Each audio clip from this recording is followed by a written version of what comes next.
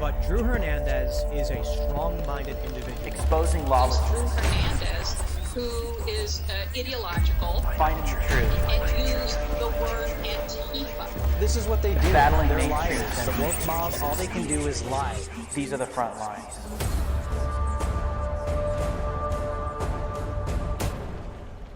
Welcome to TPUSA Live. I am Drew Hernandez, host of Frontlines. Kicking off the live stream today, I'm talking all things Russia, Ukraine, and Antifa threatening Asian reporters in Seattle.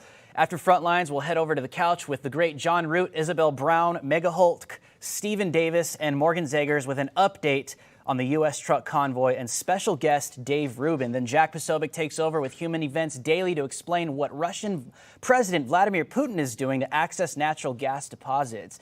Followed by Only in America, a series that highlights amazing stories of entrepreneurs that can only take place in America. After that, Alex Clark dives into all things pop culture on politics. But first, President Joe Biden would rather blame meat producers for inflation instead of his poor economic policy. On top of that, the government has abandoned small American farms and ranches to cater to large foreign corporations. We, the American people, need to put our money where our patriotism is more than ever. Good Ranchers is an American-owned small business that is supporting local farms and ranches here in the great United States of America. You can get American meat delivered right to your front door with Good Ranchers. They ship steakhouse quality beef, chicken, and seafood to you for half the price of competitors. Did you know more than 85% of the grass-fed beef in stores and online is imported from overseas? Skip the store full of foreign products and buy your meat from Americans. Plus, when you buy Good Ranchers, you support TPUSA and everything we do. With your Good Ranchers purchase, you can donate $50 to TPUSA. It is easy, simple mostly, but the impact is huge. Donate $50 to TPUSA by going to goodranchers.com/TPUSA and buy your box of American meat. My name is Drew Hernandez, and you are now on the front lines. All right, well, let's talk about all things Russia and Ukraine. There's a lot of disinformation, tons of misinformation floating around Twitter, the Twitterverse, the metaverse, all over the internet.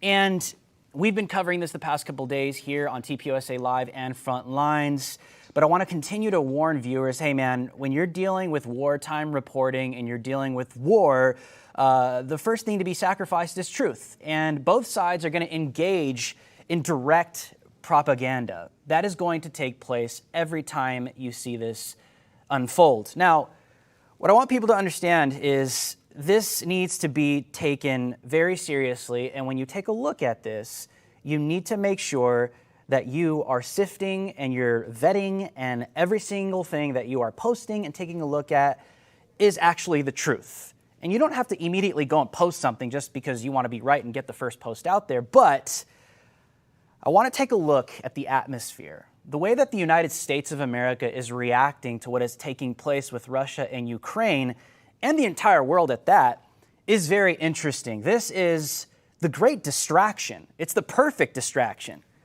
I mean, you take a look at this CNN article here. They're reporting from rallies to boycotts, state governments and ordinary Americans back Ukraine while condemning Russia. You have mass protests that are taking place across the world, obviously in Russia, in the United States as well. You have mass protests that are taking place in Canada, which is a joke, by the way, because where were they when Trudeau was cracking skulls of grandmas on scooters trying to say that she threw a bike at police officers on horseback? Where were all these people protesting when Trudeau was cracking skulls? Where are all these people protesting the crimes against humanity that China has been committing for decades? Where have all these virtue signalers been? And I'm not going to sit here and say that Ukraine doesn't matter. Of course, Ukrainian lives matter. All lives matter. That's a controversial and a racist take at this point in 2022. But listen, what I'm saying is obviously the Ukrainian people matter. Protesting matters. But there's a huge distraction that is taking place where you have people pouring out their Russian vodka, people taking to the streets, all of a sudden saying they support Ukraine. It's very questionable.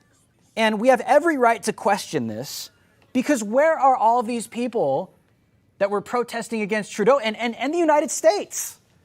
no one wanted to say anything when the federal government was imposing vaccine mandates on all people here in the United States of America. There were a minority of people protesting, but they got deemed as, they're right-wing Trump supporters and they're the real racists because they don't want to take a jab. We saw that all 2021. Where were all these people that are in support of Ukraine and we hate Putin and we're against Putin? Listen, I'm not pro-Putin. What I'm saying is you can't just pick and choose who's an authoritarian and who's not in the world right now. That's what's interesting. And this is the perfect distraction for the failed leadership here in the United States of America because they've been failing since they've entered, and now this is the perfect distraction for them. It makes total sense. Because you take a look at what's happening, and the distractions are not only happening in the political sphere, this is also happening in Hollywood. You have John Cena coming out and tweeting that he wishes that he could actually be the real peacemaker because of what's happening in Ukraine, implying that he wishes he can go and help the Ukrainian people. Yeah, hey, John, why don't you do China next? You shill for China? Oh, apologizing whenever, I'm sorry. You guys remember when John Cena, literally in Mandarin, is all over Twitter? I'm sorry, I identified Taiwan as an actual country. Oh, I'm sorry, Xi Jinping. I'm so sorry that I disobeyed the regime. Cena, where are you with China when it comes to crimes against you? I forgot. You pick and choose authoritarian regimes. You pick and choose who's a communist and who's not. And we know that in Hollywood, you are in this business, and literally, you're in the palm of Xi Jinping. We know this. And by the way, where is John Cena when it comes to all of these crimes against humanity? Where is John Cena when it comes to the thousands of people that lost their jobs in 2021 over these jab mandates in the U.S.? These people are a joke. They don't care. And I'm interested with this. I mean, how are these virtue signalers that are all anti-Putin, right? Oh, he's an authoritarian. It's crimes against humanity. How are all of these people that are shills for China, how are they all going to react when China invades Taiwan? That's what I want to know, okay? Are they going to continue to sit here and shill for China when the CCP decides to move in on Taiwan and invade? I want to see that. I got my popcorn ready for that. I'm just being honest. Because how are they going to not say anything on behalf of China, but at the same time, they're virtue signaling and saying, we're against authoritarianism, and crimes against humanity? Exactly, that's the point. It's not about truth. It's not about them getting behind freedom. It's not about them getting behind liberty. It's the same stupid talking points they say all the time. Oh, they deserve to be a democracy. They deserve to be autonomous. Isn't that ridiculous? All of a sudden, the far left in the United States, the Ukrainians deserve to have a sovereign nation, when all of President Trump's presidency, no walls, no borders, no USA at all. Everything that's a border is racist. But now all of a sudden, here we are in 2022, the simulation has changed. All of the NPCs have received a new download in their brains, and it's all Putin bad guy, and we all of a sudden love sovereignty and borders all of a sudden because we love Ukraine. It's a joke. It's literally ridiculous. And now the mainstream media is questioning Vladimir Putin's mental capacity, questioning Vladimir Putin's mental state. And again, I'm not pro-Putin. I'm just calling out the hypocrisy. Because, shouldn't we do like the current leader of the free world right now in the White House? How come nobody wants to talk about his mental capacity? How come nobody wants to talk about if he's mentally fit to lead a country? But everyone, all eyes on Vladimir Putin. Putin's the bad guy. Listen, the number one way that you could unify the masses, they did this through COVID. They unify the masses. It's control through fear and a common enemy that unifies the entire masses. They did it with COVID. They've done this in history. This is nothing new. And now they're unifying the masses through fear, and the bad guy is now Vladimir Putin. How come Justin Trudeau isn't the bad guy? Literally cracking grandma's skulls just a couple weeks ago. How come the list goes on? They pick and choose who's an authoritarian because it's not about truth at all.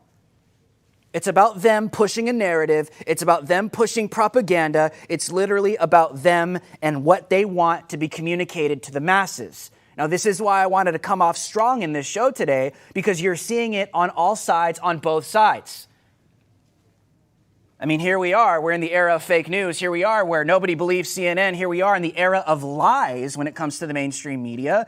So you got to be careful with what you're seeing. You got to be careful with what you're downloading. You got to be careful with what you yourself are reporting. And listen, I'm not just sitting here saying this because I'm all high and mighty and I just want to tell you how you should run your life. I hold myself to these standards as well, especially as a journalist. You got to be very careful with what you're tweeting. Zelensky's not a good guy either. I know a lot of people don't want to hear this, and this isn't anti-Ukrainian, okay? This isn't pro-Putin. That's not what any of this is. What this is I'm pushing you to think about the bigger picture, because we have a regime in the United States of America that has been performing horribly since they started, and this is the perfect distraction right now. Zelensky is a part of the World Economic Forum, which is headed up by Klaus Schwab, who is a globalist, who actually praises Zelensky. Like I said, this is not pro-Putin. This is not anti-Ukrainian. I am just pushing you to think about the bigger picture. Domestically, this is the perfect distraction, because we have current leadership here in the United States of America that has been performing horribly. The border has been wide open. We've been invaded. Where are the protests for that? This country has been invaded. Afghanistan was a nightmare. There are still Americans trapped in Afghanistan that have been abandoned by this weak leadership right now as I speak. And you want to tell me that all of a sudden this American leadership all of a sudden cares about democracy and freedom and people's autonomy? Vax mandates have destroyed people's lives because of this weak leadership.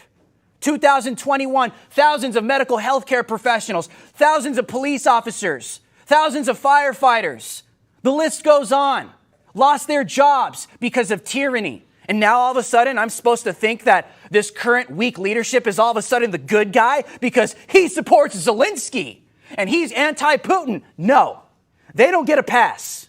None of them get a pass. They all will be held accountable because of what they've done as well. This is a smokescreen, and that's not a conspiracy theory. You mean to tell me that the current weak leadership right now in the U.S. is not going to take advantage of this? You're out of your mind if you think otherwise. Now, to prove my point even further, you have in the House Eric Swalwell, if we could run this clip, literally now coming out and advocating to deport Russian students. Let's air clip 10.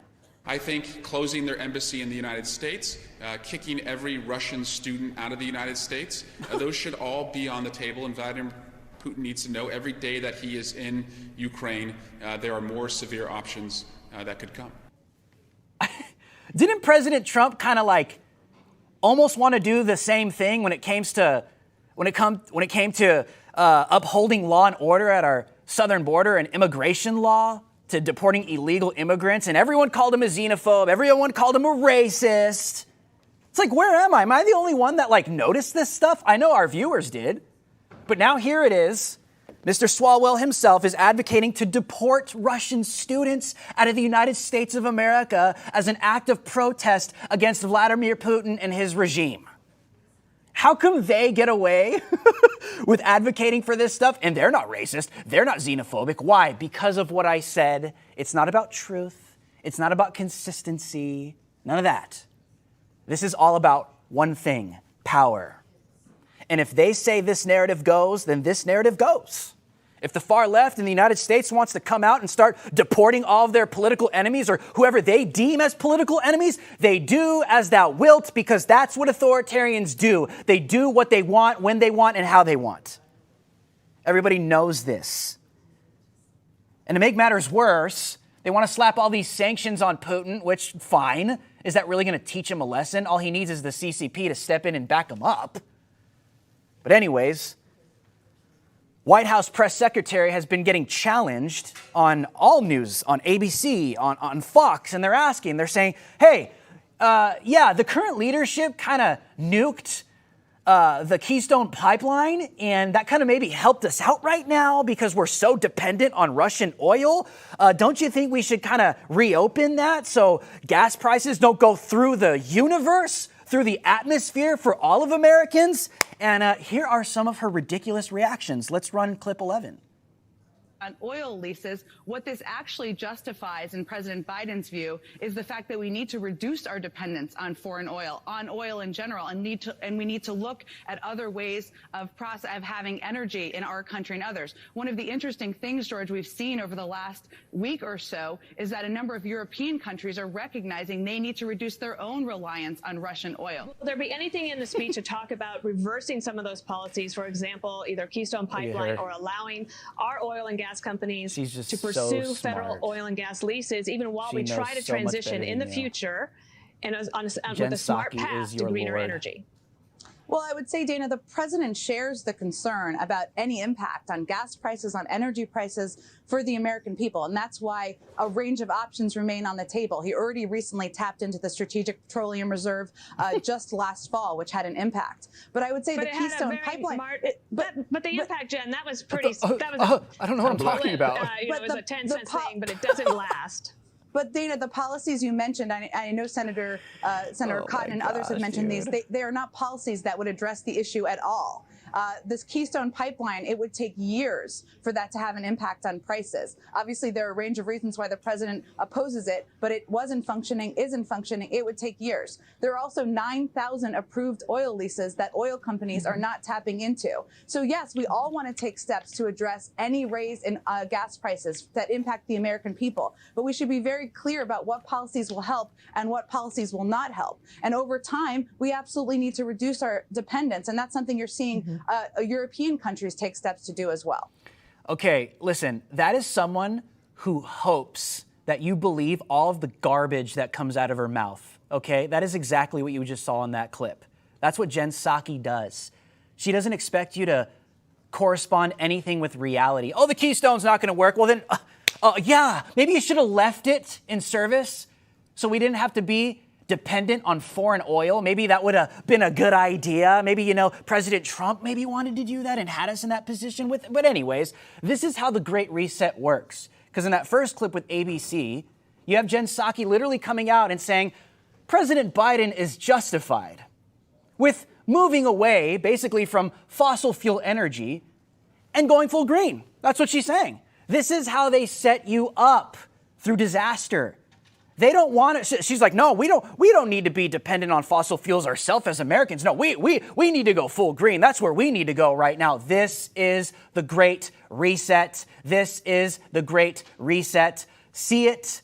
This is what's happening. It's not a lie. It's not a conspiracy. The World Economic Forum talks about this all the time, and this is the perfect distraction for this failed administration, this failed leadership in the United States of America, because everyone wants you to be paying attention to Putin and forget about the disaster that's taking place in the United States of America. We have more coming up. Antifa is threatening Asian journalists in Seattle.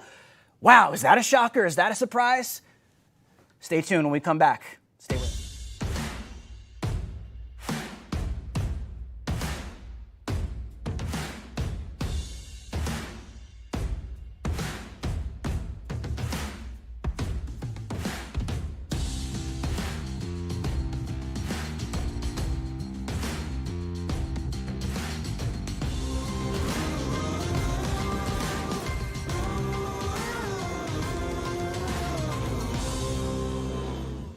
All right, guys, you have signed up, right? You've joined freedomsquare.com. If you haven't, why not?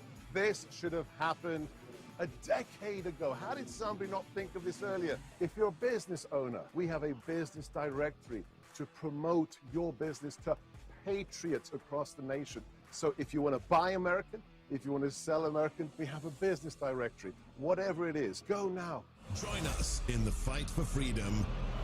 Welcome to Freedom Square. America, here we are. We got the post-millennial reporting, great reporting from the great Andy No and Mia Cathell. Seattle journalist threatened by Antifa and far-left extremists over his reporting on homeless encampments. Okay, now this is no surprise. This is what Antifa does. Antifa and far-left extremists in Seattle are threatening violence and stalking against a local Asian American journalist for his television news coverage of the homeless crisis and crime in the embattled Pacific Northwest city. Jonathan Cho, a broadcast journalist at KOMO News, had been sent threatening messages before recently being confronted by masked far-left activists trying to prevent him from reporting on the city's cleanup efforts of homeless encampments. On Twitter, accounts identifying as anti-fascist began devising a plan to hunt down Cho. Here's a comment, I think, from Twitter. This is what some of these far-left psychopath Antifa accounts are saying on Twitter against No and Cho, saying, I think we could make Jonathan Cho so widely hated that he physically cannot film in the city, wrote Negress Militant on Twitter on February 24th, an account that identifies in its own bio as anti-fascist, went on to say he needs to know he has eyes on him at all times. He needs people to get in his face when he comes all the way from Mukilteo to Ish on our city. This isn't a game. That's a suburb next to Seattle. In a follow-up post, the account stated explicitly he can't be allowed to roam around the city unchecked. Another account said, basically, we need to do to Cho what Portland has done to Andy No. Anyone good? Anyone got a good milkshake handy? Wrote another far-left account. Antifa members and their supporters have adopted milkshakes. This is how they attack people. They make these little milkshakes. They fill it with concrete, with human feces, urine, God knows, and they throw it at their enemies because, that's just what peaceful people do, right? It's a way to attack people. They did the same thing to Andy No, and they're just continuing to threaten. Here's one more from Antifa accounts on Twitter saying, why are you filming here, buddy? I'd keep walking if I were you, said one masked militant who accosted Cho while he was filming. Now, can we get that slide up of this Antifa superstar listen, this person on the right, there's Cho on the left. These are the people that are threatening journalists on the ground. They kind of look like Mary Poppins. I know it's funny with their little umbrellas, and they just look like, these are the people that are, that are threatening journalists on the ground, and they don't look too threatening. But I mean, when they're in their packs, that's when they start to really physically assault people. But only a face a mother could love. But anyways, this is what Antifa does. Isn't it funny how, they claim to be anti-fascist, but, these are the same woke-tards that turn around and they're just like, oh, we're against fascism, we're against President Trump, but, we're the ones that are going to turn around and silence any political opposition, especially journalists. You know how many times we've seen them do this? Because Antifa are a bunch of frauds. They're a bunch of kids that were bullied in high school that now all of a sudden have formed a gang and they just run around threatening people because they can when they're in numbers. These are the same people that are, tweeting hashtag Asian Lives Matter. These are the same people that are tweeting, in support to protect Asian lives. These are the same people that virtue signal and come out and say, we need to defend Asian people. Yeah, what about Andy No? Yeah, what about Jonathan Cho? Oh no, those Asians don't get a pass. You want to know why? Because those Asians have the wrong think. And those Asians don't think like us. Those Asians have the wrong politics. So those Asians deserve to get physically assaulted and threatened and milkshaked because they don't think like us. Yet I'm supposed to believe that the far left and Antifa are the ones that actually care about minorities and actually care about liberty and freedom. You see how this works? They're the fascists. Antifa are the fascists. They're the ones that suppress any political opposition. They're the ones that threaten journalists. In this report with Post Millennial, it is reported that Antifa is setting up dossiers. This is what they do. They set up little portfolios on you, little bios on you, the way that your body looks, the way that you look like on the ground, even if you go undercover. These people are very organized, and they don't care about minorities. They don't care about Asians, because if they did, they wouldn't be the ones sitting here threatening people. And you say, Drew, I know it's hypocritical. Yes, and so do they know as well, but they don't care. Why don't they care? They don't care because this is about power as well. Antifa hates Asians. And this is what they were trying to hide. They're trying to stop an Asian guy from reporting on the destruction of some of these policies and some of these agendas that have destroyed Seattle. They're trying to suppress that from going online and going viral. Here are the clips that Antifa tried to hide.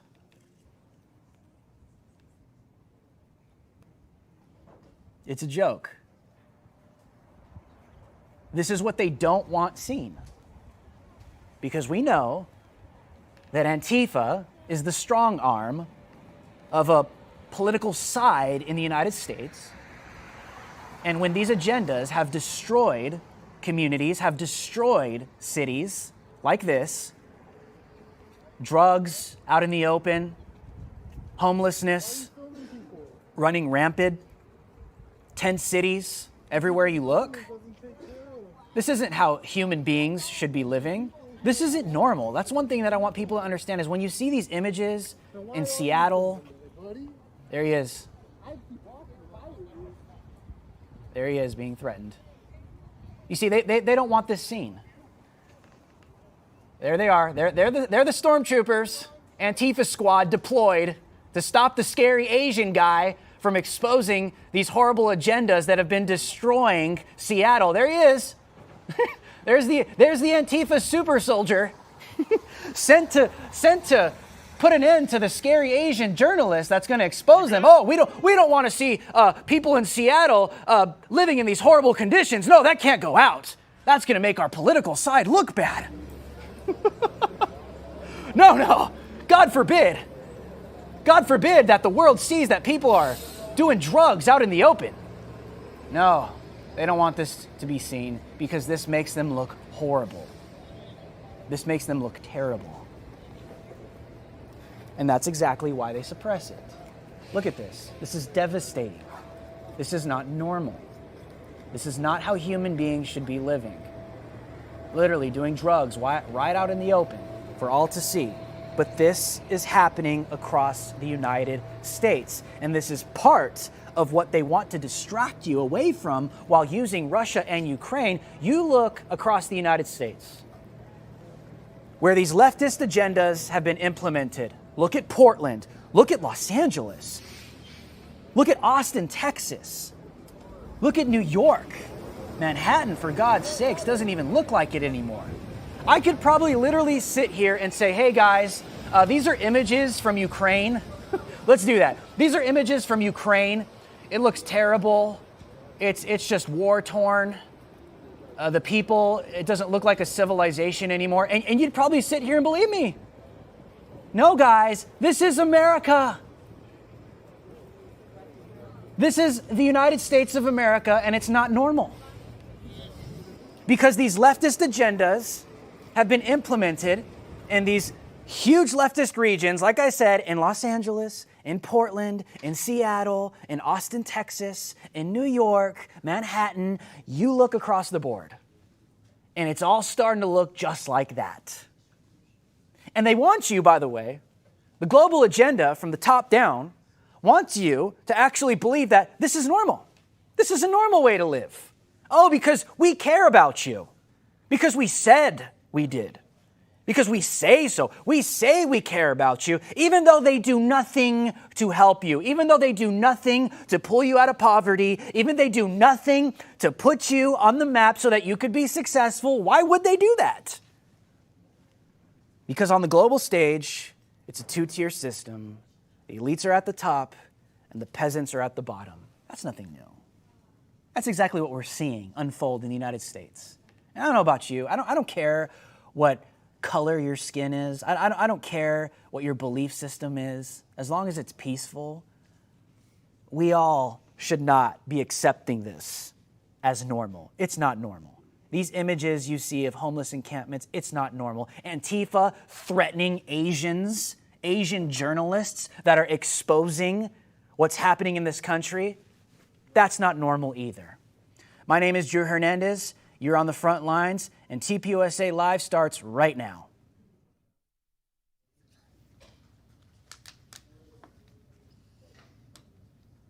Well, thanks a lot, Drew. Hey, another exciting episode of Frontlines. I mean, Drew's been bringing the heat. It's so excited to see. Great work, Drew. But welcome to TPUSA HQ in Phoenix, Arizona. This is what we're covering on TPUSA Live today. First, we got a few of the most interesting stories of the day in the daily briefing. Next, Dave Rubin joins us to chat about leftist cities and states dropping their mask mandates, fighting the culture war, and so much more. Then we break down misinformation in the Ukraine-Russia situation. And finally, what can you expect during tonight's State of the Union address? Followed by the government, get this, telling you that you should be more terrified about COVID during a nuclear strike. And one last thing. All right, here we go. TPUSA Live from HQ starts right now.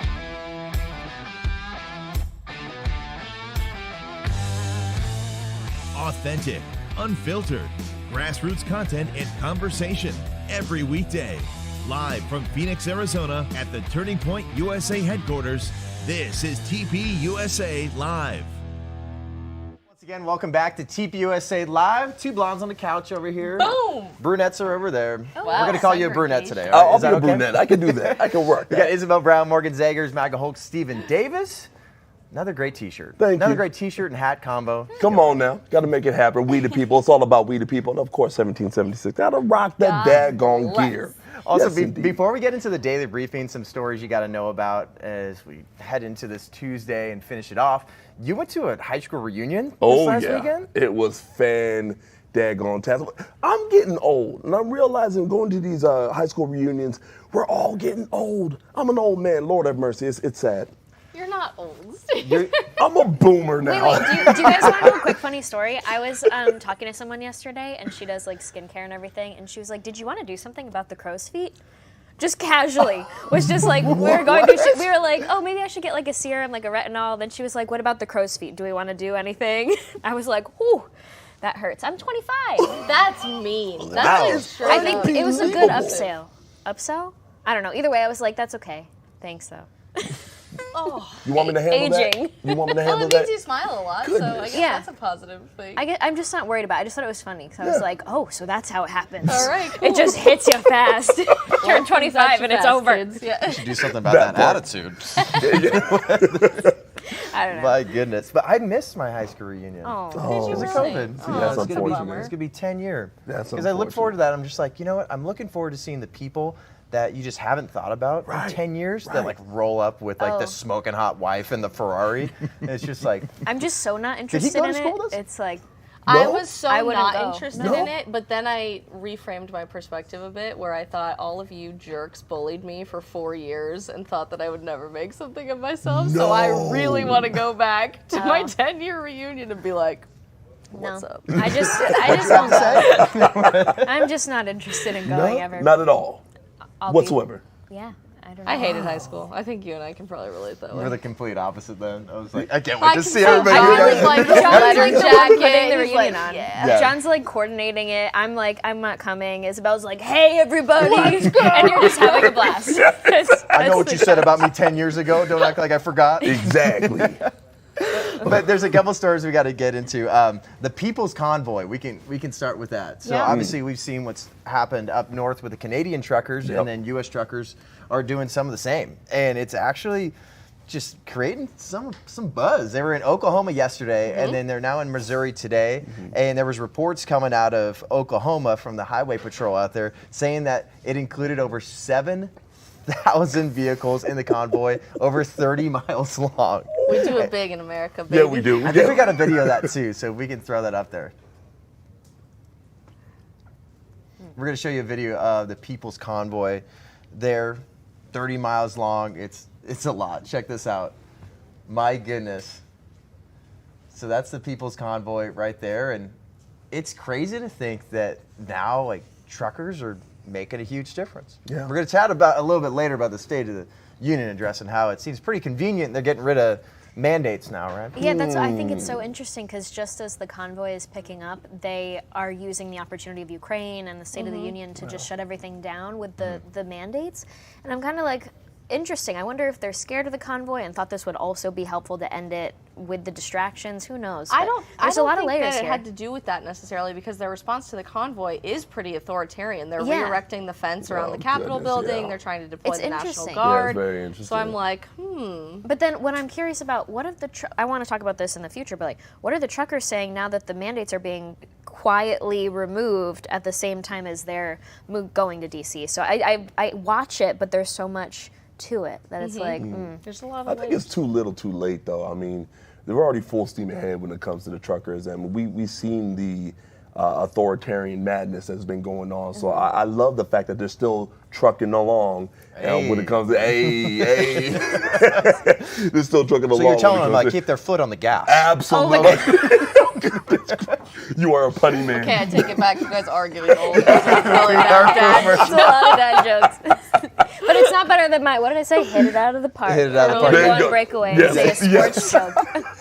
You know, I just think it's really exciting to see, and I think this is bigger than mandates in general. This is somewhat of a movement to have your voice heard as a citizen, and it's reminding people all across the world that the government should work for you and not the other way around. Especially in the United States, we have a government designed to be of the people, for the people, and by the people, and we've forgotten that in the last 2 years especially. And so I think they'll continue with the convoy. I highly doubt they would end it, because COVID mandates were really just such a small part of what that overall movement has now begun to encompass. Well, just keep people accountable too. So we talk about how the mandates are just getting lifted. I mean, actually keep people accountable for this. Like this is all political theater. This is not about data or science anymore. Yeah. Did you guys see that map last week that the CDC came out with? That on the same day, it was on the 24th of February, they had a map in the morning that was the entire country basically in red, like high risk for COVID, all at the same time. And then they redid the map, and that afternoon, the map was mostly yellow for medium risk or green for low risk to not be at risk to contract COVID. Where was this from? Same day. Well, on their website. That's obvious, though. I mean, because the science. Because the science. Science. Naturally. Speaking of science changing, SNL actually basically admitted that masks were a total sham for the past 2 years. Wow. Something like they do occasionally do nice things. SNL does. Like this one. We're going to show you this clip. It's a pretty funny little video about a group sitting together and talking about masks and what's happened over the past few years. Check it out. Well, I heard the CDC is going to lift all mask mandates soon. Oh, yeah, I know. It's so weird. It's like COVID's not over, but it's just going to stop. I don't know how I feel about that. Yeah. Oh, you know, that reminds me of this article I read. Oh, honey, no one wants to hear about that. Well, it was in Bloomberg, and I thought it was interesting. What article? Well, Honey. It was just saying how mask mandates had, I don't know, little to no effect on COVID.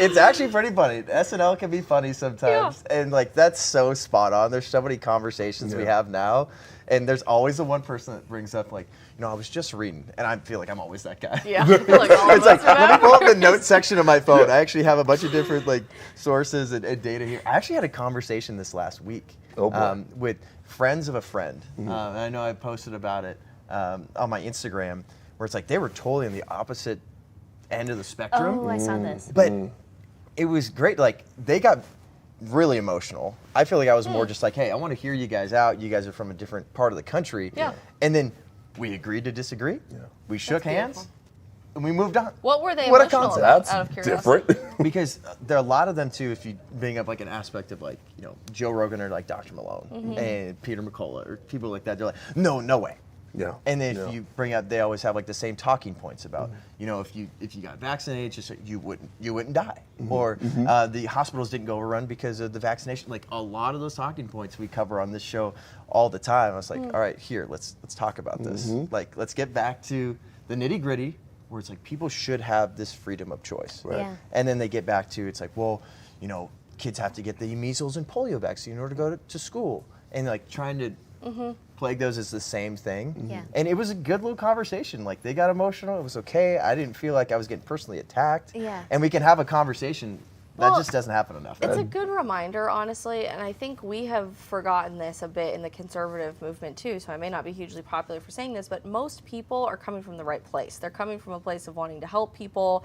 They feel compassion towards their brothers and sisters in our country or around the world. They just might not know the best way to get there, and they may have been fed one narrative as propaganda, and that is the only truth, nothing but the truth. And then when you start to speak actual truth into their life, they can't handle it because they've never even been exposed to a different way of thinking. And that's why it's so important to have those types of conversations.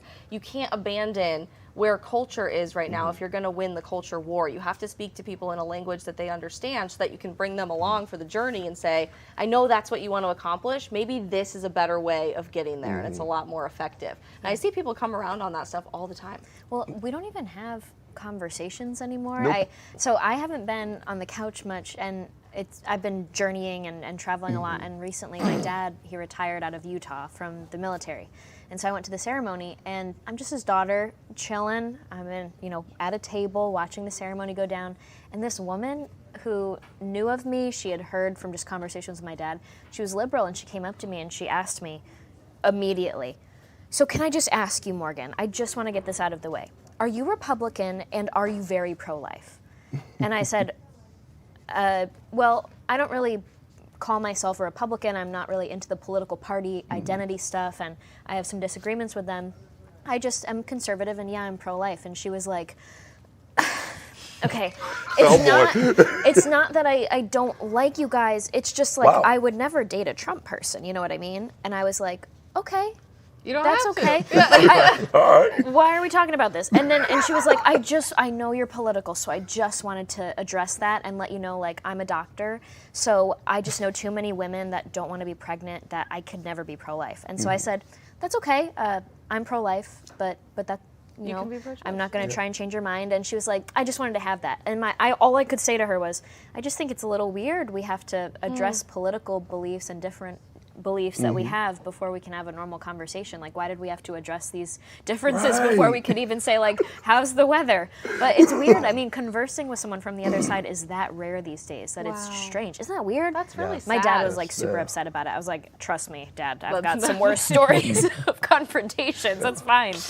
Wow. Yeah, me and Joe Bob, on Thursday, we went out to Cal State Fullerton, and we wanted to interview the people, see what they thought. Oh boy, it was an interesting experience. Now, he had a sign that said, why are you wearing a mask, right? Because 75% of the people were wearing a mask. And there was this one individual that was so offended. And Joe Bob was talking to him rationally, just posing different ideas. And this guy was just unhinged. He was personal attacks. And it's like, we can't even have a conversation about something as simple as a daggone mask. Are you kidding me right now? Yeah. And that's why I think that as a society, we're kind of devolving because we can't even be civil. Yep. At the very end of the day, let's be civil. Let's have a civil conversation. We can agree to disagree. That's fine.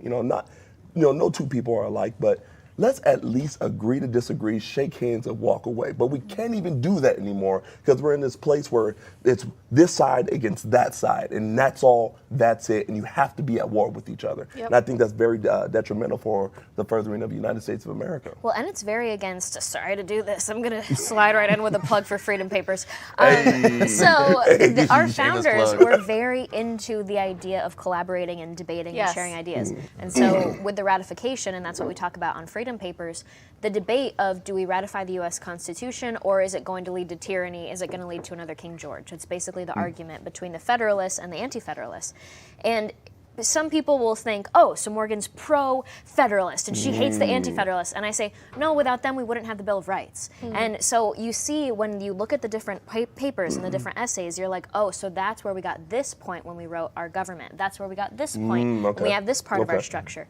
And so it's that concept of collaborating, of debating, and respecting each other. If you read the papers, another thing is they always address the fact that the other side probably has good intentions, and they say maybe there are some bad actors out there, and that's not good. But you, as the people, should be aware of both sides, understand both sides and where they're coming from, and understand that both sides probably want what's best, and they just have a different way of achieving it. So, like, that's such a good example for us, and we've totally abandoned that. And then someone that used to be on the other side was Dave Rubin, and we're going to get to chat with Dave Rubin right after this break from our good friends at Good Ranchers. Don't go anywhere. Good Ranchers, straight from the American farm. 100% American meat, 100% of the time. Delivered straight to your door.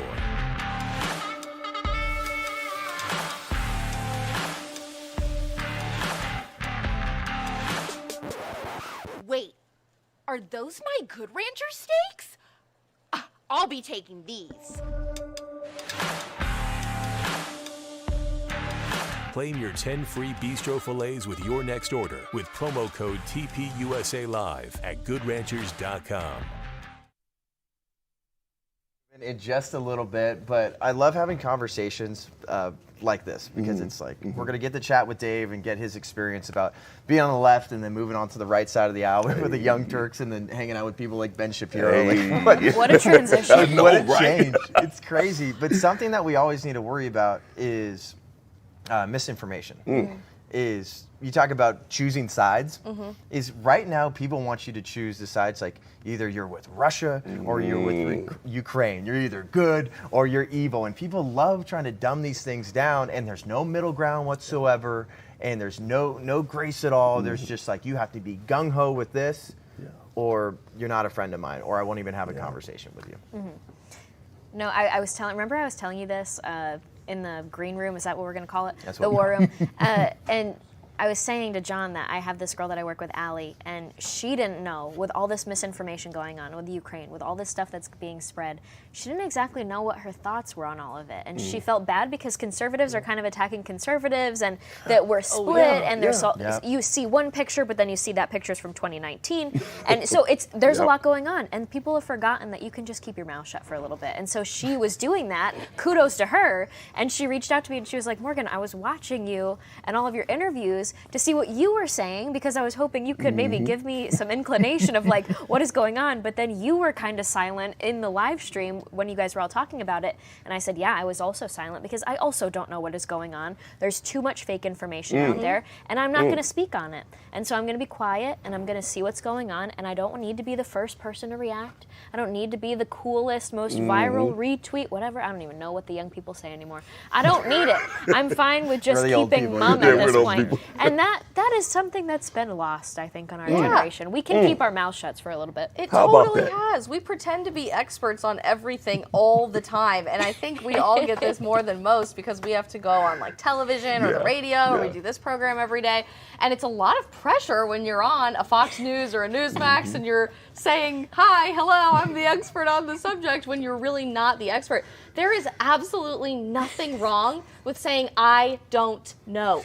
How did we get to a point in our country's culture where that's bad? Like, you literally can't even admit that you don't know something. That is mature to say, hey, I don't have all the facts of what's going on. The only time it's not good to say I don't know is when you have a reporter ask you, what do you think about Russia's nuclear capability? Well, that's different. But like, that's a different I don't know. What do you think of this post that we just found out 2 seconds ago is actually misinformation? Be like, wow, I was unaware of that. Thank you for bringing that to my attention. I don't know. I'll have to go look into that. You know how she says circle back? Like, more people need to say, let me circle back with you once I get I more hate information. that term Except now, for but Jen it's true. Psaki. She's got to step that. There's nothing She wrong should with know. going to look it up and do the research and figure out the actual truth and then talk to people about it. But we live in this constant, like, information has to be moving all the time society where you have to be the first person to post about something, or all of a sudden you're not a credible source or a credible voice in the movement. And I'm so frustrated because even with the people we work with every day, I'm seeing people go after each other. People are attacking each other's Instagram accounts or their tweets, and it's like,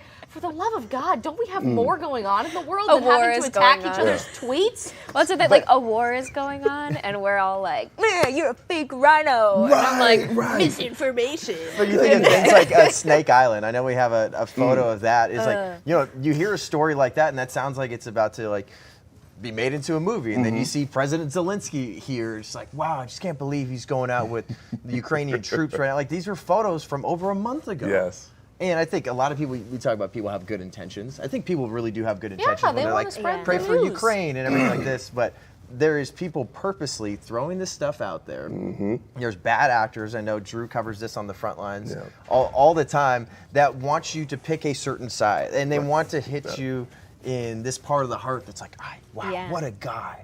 That used to be an actor. He played a president on a show, and then now he's the president. Now he's going on the front lines, and he's hanging out with the government officials, and he's doing everything he can, and he's arming grandma, and it's what a story. But a lot of these, just like you've said, all of us have said, I think sometimes we can get caught up in this. It's a great story and we want it to be true, when we should probably just be saying like, hey, reports are right now. But it's hard for people to know where to go now, because there's a few outlets that I know we're friends with and we know and trust that I don't think they're doing it with ill intent. I mean, at least you hope not. But they're sharing that stuff and it's hitting people in the feels. Well, it's like Fox News. Like I love watching their stuff, and then all of a sudden they're just one of the many other news outlets that's sharing the beauty pageant queen with the airsoft gun. It's just a mess. It's super fake, but then they've got the caption of like, beauty queen takes up rifle for country. It's like, who, like, did an intern get this? Like, that's what I wonder, because we can kind of see the behind the scenes of like, okay, this is what happens. The staff that's on the ground, they are watching and monitoring for stories, and then they're like, oh, I'm seeing this, we should probably be sharing this too. We should be sharing this graphic. And so I try and see it as that, as like, people are just trying to do their jobs. They're just trying to, so much information is coming out, and they probably just thought it was an awesome story. We also haven't really been hit with this kind of propaganda before. This is new to us. I mean, I think the left has been hit with a lot of propaganda to trick them and to distort their mind and their perception. This is like conservative, gold mine propaganda of like grandma taking up a rifle and people saying, give me a gun, train me. Like, I'm an art teacher, but now I'm learning to protect my country. And that's why we're falling for it. It's hitting conservatives because we're like, oh yeah, this is so cool. And on the flip side, yes, there's a lot of misinformation out there, but there are true stories out there too. And so then when you feed people misinformation, they start automatically assuming, okay, everything's a lie, everything's fake, and I literally can't trust anything. So it just undermines faith in every piece of information that's coming out and confusing people and causing even more chaos and pandemonium. So the best way to prevent that is don't share misinformation in the first place. But I think you're right. A lot of people are doing this for all the right reasons. It's a great story. They want to help preserve individual liberty in whatever way they can. What's that movie where it's like all the tricks? It starts with an I, Inception? Yeah. When these started coming out, and then all of the stories, like the Snake Island story, and then the Beauty Queen story, and the Grandma story, they were all fake. I was like, maybe this is Russian propaganda to make us think that Ukraine is lying to us, and then we won't believe any of the good stories. And I was just like, this is genius. I mean, like counterintelligence agencies are like trying to just manipulate us. Well, I remember Going crazy. Joseph Goebbels, one of the Hitler's in the circle. He made it a big point to mass produce radios, right? And make them very affordable for the German people. And put them in, absolutely, and put them in all the houses so he can spit his propaganda, whatever notions he had. Guys, you can get the Amazon things. What's that? They're like free. Like Amazon Homes. Alexas? Alexa. Boom. Yeah. Boom. Exactly. They're like free. Right? They're being delivered to people for free. I remember I got one. I was like, what is this? I didn't order this. But hey, propaganda. I mean, and that's the way propaganda works. Make it affordable. And he made it affordable, and he can spit whatever propaganda he wants, especially when it comes to the Jewish people, when it comes to Polish people attacking the Germans, which was completely false, but you rile the people up and get them in such a frenzy, and now they're acting in the way that you want them to act so you can achieve your agenda. So when it comes to situations like this, I'm not surprised, right? I'm not surprised at all, especially when it comes to, did y'all hear the Ghost of Kiev? Yeah, that was crazy. Right? Another one where it's like, he shot down all these different people, but you come to find out that the footage was of a flight simulator or a video game. It's like, goodness gracious, This is a propaganda war. Yeah. This is the propaganda war right now. You know who had a great post on all this was Allie Beth Stuckey, and it's not on her story again. I just checked. I think it expired from the last day, but she was basically saying things can be true with multiple different things at the same time. Like, yes, Ukraine can be fighting for freedom, and Russia is bad, but also the Russian citizens aren't causing this, it's the Russian government, but also there's misinformation happening from Ukraine that's causing people to distrust what's happening in Ukraine, and she went like point by point by point, and that's so true. You're right, John. Like, multiple things can be true at the same time. Not everything is you're evil, you're good, this is good guys, this is bad guys, trust this source, don't trust this source. We live in a much more confusing time in human history than that. And if this does escalate to future conflict, which is looking like that likely will happen, especially with what's happening in China now, and we're starting to see rumblings of unrest in the Middle East about all of this, it's a lot more confusing than one guy is a good guy and one guy is a bad guy. We're very removed from the last World War. That certainly didn't happen anytime close to our lifetime, but it was like that then too. It's not as simple as one side good, one side evil. So just have patience with the process. Look into these sources, take the time to do the research instead of just reposting everything immediately with the click of one button, and that's how we're going to get to the truth. Yeah, we forget about gray area. That's all. That's all it is. There's always more nuance. I was looking up the definition of sensibility. We need some of that. Yeah. Have they redefined that too? You guys, I track Merriam-Webster and the Oxford Dictionary online because they changed the definition of words. I won't go on a rant about that, but we lost sensibility. Want to know what this reminded me of? First of all, with communist China, where we're trying to call out the CCP for what they did with COVID, and then we're told we hate Chinese Americans and we're racist against it. And it's like, no, it's more convoluted, and those people that escaped the CCP to come to America are not the CCP. They were oppressed by them. Oh my gosh. The other thing, do you guys remember Carhartt?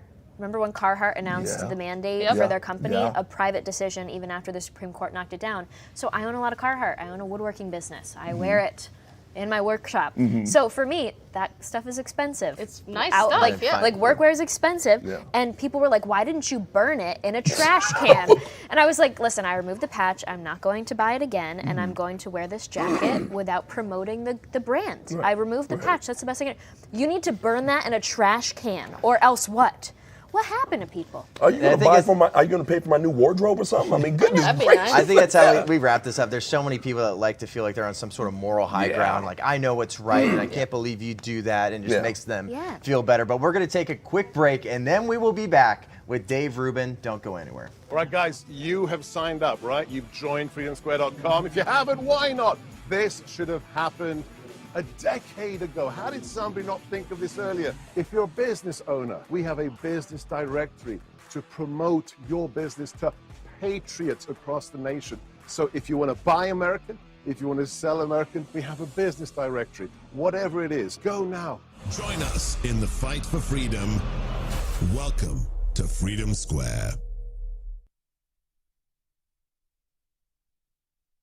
To bring in Dave Rubin. It's going to be amazing. His debut on TPUSA Live, obviously hosted the Rubin Report, like we were talking about earlier. He was on the left for a good while, and then now he's joined the conservative side, and he's been a great voice in the movement. Dave, welcome to TPUSA Live. How's it going, guys? It is true. I was on the left, and now I am one of you right-wing maniacs, so let's do it. The dark side is way more fun, Dave. You know that for sure. There's cookies. You just recently made a move to the state of Florida. How's everything going after fleeing California? I freaking love Florida. Every moment here in my 2 months here has been truly incredible. We picked up my whole team, my dog, everybody came, and you know, the people here are happy. They're going to work. They're going to school. They know what freedom's all about. And, you know, wherever I go and people say hi to me and they're friendly to me, which is very different than it was in Los Angeles, it's like I always make sure to tell people, like, I am here to keep Florida, Florida. You know, the meme of Florida Man has become a joke over the last 10 years. You know, you picture some guy with a cigar wrestling an alligator, pulling a dog out of its mouth and the whole thing. But it's like, Florida Man knew something about freedom. And this place is really just wonderful. I've had the pleasure of meeting up with the governor a couple of times, and he's a good guy who just kind of wants to stay out of the way and let people live their lives. And it's great. And, you know, the weather's not bad, and I got no complaints here in Florida. I want to get your take, Dave, on it seems like it's interesting timing that a lot of these mandates are just being lifted. And we got the State of the Union tonight, and it seems like the left, all they want you to do is just forget about the tyranny, the authoritarian rule over the past 2+ years. What do you say to people when all these mandates are being lifted and how they shouldn't forget what just happened over the past 2+ years? Guys, it's incredible. I mean, science changed right before our eyes, right at the moment that elderly gentleman, President Joe Biden, is about to give his big State of the Union. Holy cow, guys, like that. Science changed and it's all good, and they don't have to wear masks in the Senate chamber, and they're going to get masks out of the schools in most of these blue states now, and they're opening up. They're deciding that mandates don't matter. And of course, I'm being rather sarcastic because none of this has anything to do with science. I mean, joking aside, what they have done here, what these blue state governors, a guy like Gavin Newsom in California, and Eric Garcetti was the mayor in Los Angeles, but all of these blue state governors, they have so abused their power and they've literally abused children. I mean, there are plenty of studies now coming out showing that not only did masks not work at all for anyone, in effect, because you touch your face more, there were plenty of ways that the germs could get through, come under, come over, then suddenly, a month ago, they're telling us, no, now only wear, the KN95 masks and everything else. They now have studies that kids' mouths, young children's mouths, did not develop properly, the muscles around their mouths. So speech has been slowed down. There are tons and tons of cases of this kind of stuff. And we all sort of let them do it. I think everyone is guilty here, even those of us who fought against the mandates. And believe me, I was going to all the rallies in California. As you guys know, I campaigned with Larry Elder for the recall, which was very much about the lockdown and the mandates and all that sort of stuff. But we all sort of failed to a degree. And I think really the thing right now, especially as we roll into this State of the Union tonight, is watch the trick that they are going to pull in front of our eyes. Your question is the right one, because they are going to have people believing by October, just 2 weeks before midterms, they're going to have everyone believing that it was the scary Republicans and conservatives who wanted lockdowns, and we good Democrats didn't do it, and we followed science. I don't know exactly how they'll do it. We're suddenly getting a world war just as COVID is wrapping up. We're all in some sort of weird constructed reality right now, and we go from one narrative to another and another story to another. And none of this was based on science. I always said from the beginning, you got to do what you think is right, taking into your own health, account your own health, talk to your doctor, that sort of thing. If you were older, if you had other sicknesses, sure, get vaccinated. I did not get vaccinated. I'm 45 years old. I'm relatively healthy. I got COVID over Christmas when it was really going crazy and everybody was getting it. I had leg aches for a couple days and I was okay. Actually, I had just moved down here to Florida, where I got monoclonal treatment within about 2 hours. And then, as you guys know, I'm sure, the federal government stopped Florida from allowing monoclonal treatment. So this thing has been botched every which way. And I think the important thing for us is we can't forget it. Don't forget who did this, because that's what they're going to really try to do. And it's going to be a week before the election, and they are going to be giving you a whole other story. And we just can't forget who abused the kids, who kicked you out of your jobs, who got all these people now hooked on drugs and the rates of depression and all of that stuff. Just don't forget.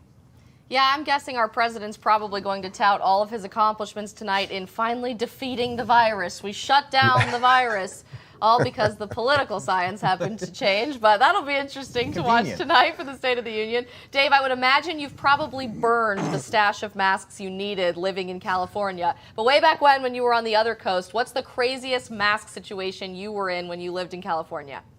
Oh, man. Well, first off, I don't think I've put on a mask for 1 second since I've been in Florida. I don't even know that I have a mask. I think I have a Kylo Ren mask from Halloween here somewhere, but that's about it. There are no masks in this house.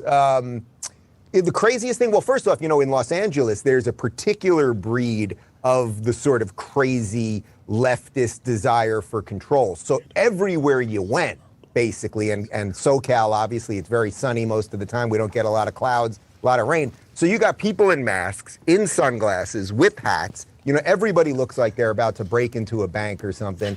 And you could just feel, sometimes you can just feel something. And you go to the grocery, supermarket, Whole Foods, whatever, and you could just feel a tension and sort of a depression, and I would try to go and I would not be wearing a mask, or I'd have my mask low, and I would always wait till someone said something, and then yes, if I had walked into a store, I wasn't going to try to fight with the guy making minimum wage at the door, but I at least wanted to show them, hey, I'm a human being, I'm going to just try to walk in and see what happens. And then, weeks go by, and it's like I've been yelled at by like 20 different people, and at some point, it's just enough is enough. But I'm talking people, I'd be walking my dog without a mask. People would be pulling their dogs the other way. We'd out be on hiking trails, and people are social distancing. Just a menace to I mean, society, it's Dave. really, really nuts, and it shows, it shows something very dark about humans. Humans want to be controlled. I don't know if you guys saw the reboot of The Matrix that came out. It wasn't that great, but there was something interesting that the Neil Patrick Harris character says at the end, talking about how humans just at the end of the day want to be controlled. Yeah. And I don't want to be controlled, and I want to show people that that's not how you should live. I believe you can make choices for yourself. Couple questions for you here, Dave. Number one, how good did you get at holding your breath in California? Well, as Eric R. said, if you take a picture with somebody and right before you stand next to them, you hold your breath, you're not going to get COVID. So, no, I do not hold my breath when I take selfies with people, and I have managed, and I think I'm going to be all right. But I'm pretty good. I mean, generally, underwater swimming, I can be down there for a while. Final question for you, Dave, is you obviously have an upcoming book, Don't Burn This Country, Surviving and Thriving in Our Woke Dystopia. What piece of advice and tools and resources would you give kids that are either struggling with their leftist teachers or their leftist friends or classmates or family members about, bridging the gap and having those conversations? What can we do to make sure that we're instilling these American values that have made this country great? Well, I'll give you the most important one without question, which is you must say what you think. It does not mean that you are going to be right about everything all the time. I assure you, I was not right about everything all the time, and I'm still not right about everything all the time.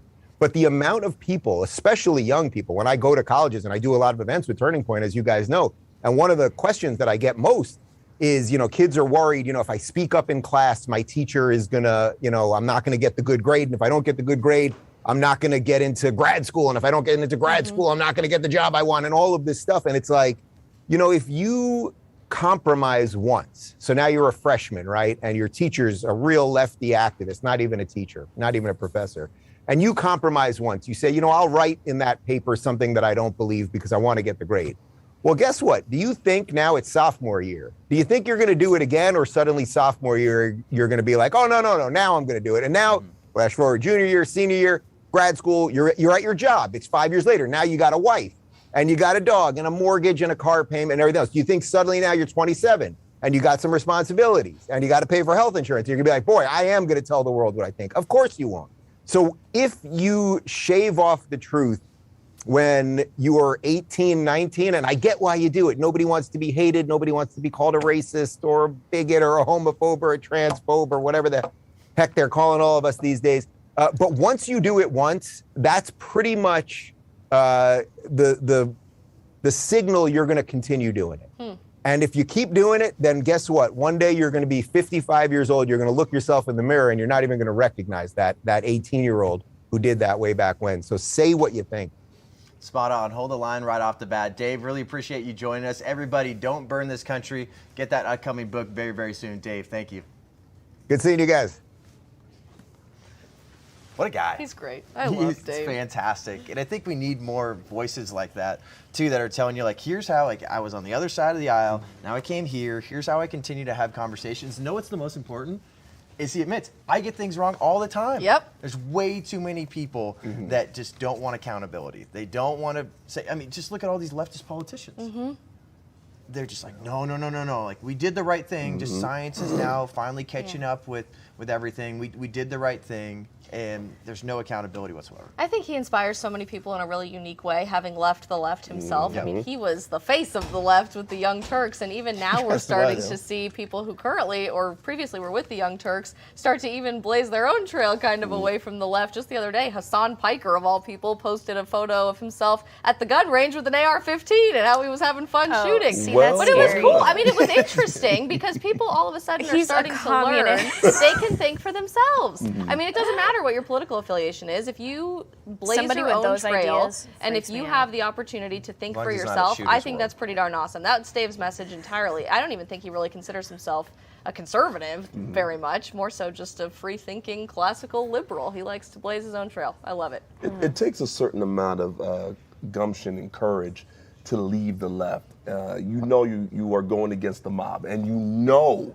you will be shouted down. You know you will be vilified and disparaged, especially when you have such close ties with those on the left, right? So I really, my hat's off to him for doing that. I mean, I know how it feels to leave the left. Lord have mercy. It is not a fun experience. So the fact that he was able to do so and do so in grand fashion and do so and stand on the curve of his daggone convictions, man, hats off to Amen. Hats off to And to Dave. think about so many people out there like Dave, maybe just smaller scale, Yeah, who yeah. would make a difference in the conservative Yeah. movement. It's Yeah. like sometimes there could be like some like Saul to Paul moments, I guess. Absolutely. In politics where like there's people there, they seem so far gone, but they're not completely lost. And Yeah. I feel like Amen. times like if we're going to be in the conservative movement and say like, no, like I remember what you did years ago, or remember what you were talking about a couple weeks ago. It's like, no, people can change. And obviously, Oh, you yeah. need to face some consequences for stuff you might have done or said in the past. But there's a way we can bridge the gap, and you can have more voices like Dave Rubin out there that can make a huge difference. You know who won't face any consequences probably is our president, who I'm very excited about watching tonight. I love the State of the Union. I realize I'm like the nerdiest person on earth, but when I was a kid, You and our Morgan. mom made us sit there every year, no matter who was president, and watch the State of the Union because my parents were lawyers, so we were always having to have political discussions and learn how to articulate our own beliefs even as children. And I remember being like, oh my God, do I really have to watch this thing again? She made us take notes, and we had to like talk about it at the end. It was awful. But then by the time I got to college, it was like, this is great. I think it's super fun. You get to see all the weird political drama that happens throughout the year all come to the surface. And most importantly, you get to hear what your government is, or more importantly, is not doing to represent you and help our country. I think tonight is going to be full of the most disgusting garbage lies we've ever seen from politicians. Well, and they said it's going to be about the economy and COVID. That's it. That's what the focus is going to be, and just prepare yourself. Just like you We said. fixed COVID. We fixed the economy.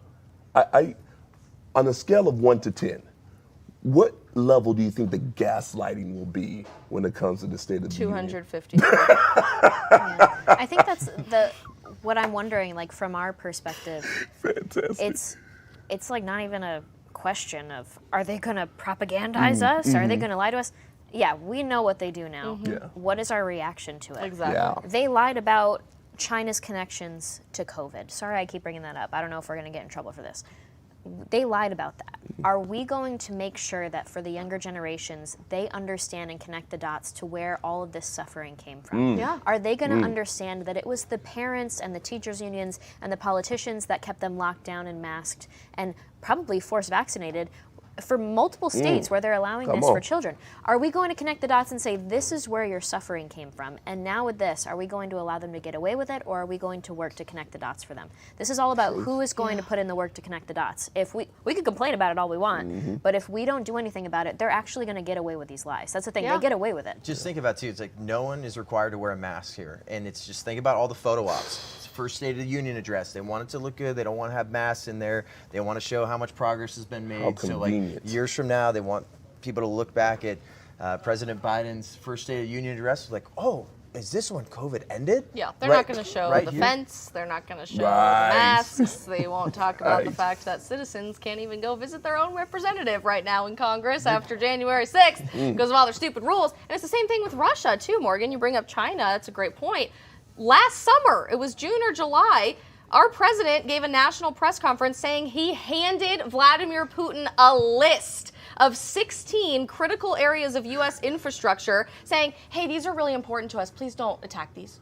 Please don't cyber hack these. Please don't blow them up with missiles. They're really important. But here's so exactly you know which ones we don't want you to hit. Here's the list. A year later, he's probably going to get up tonight. He has to mention something on Russia. If he doesn't say anything at all about the conflict happening, I will be absolutely disgusted. So I know the focus is the economy and COVID, but he will absolutely bring this up as well. And they're going to say, what we're doing against Russia is working, and Russia is afraid of us because I can go toe-to-toe with Vladimir Putin. Give me a break, for the love of God. And yet, we don't even remember that happened last June or July because the media is so focused on teaming up with those in power to gaslight you and convince you that never happened, and it's all made up in your head. Do not let them. Do the research, connect the dots, speak up now, because if we don't do that now, future generations in the history books will never remember what actually happened in real life. And then also, too, you got to know that there's some conservatives that aren't even going to be there. There's 5 House conservatives and 1 Senate conservative that's not going to be there. And one of the reasons is they're still testing for COVID. Oh, goodness. Wait, like, what? if you're asymptomatic, you should not be tested for COVID. Well, that's what the UK is know saying. that. They're saying you don't even have to test anymore. If you have COVID and you just happen to have it, go to work. They're still Let's doing figure out testing. how to live with it. They said that like 2 weeks ago, and we're still over here doing this crap. Goodness. It just doesn't stop. The ridiculousness does not stop. And I can't wait to hear what Biden has to say.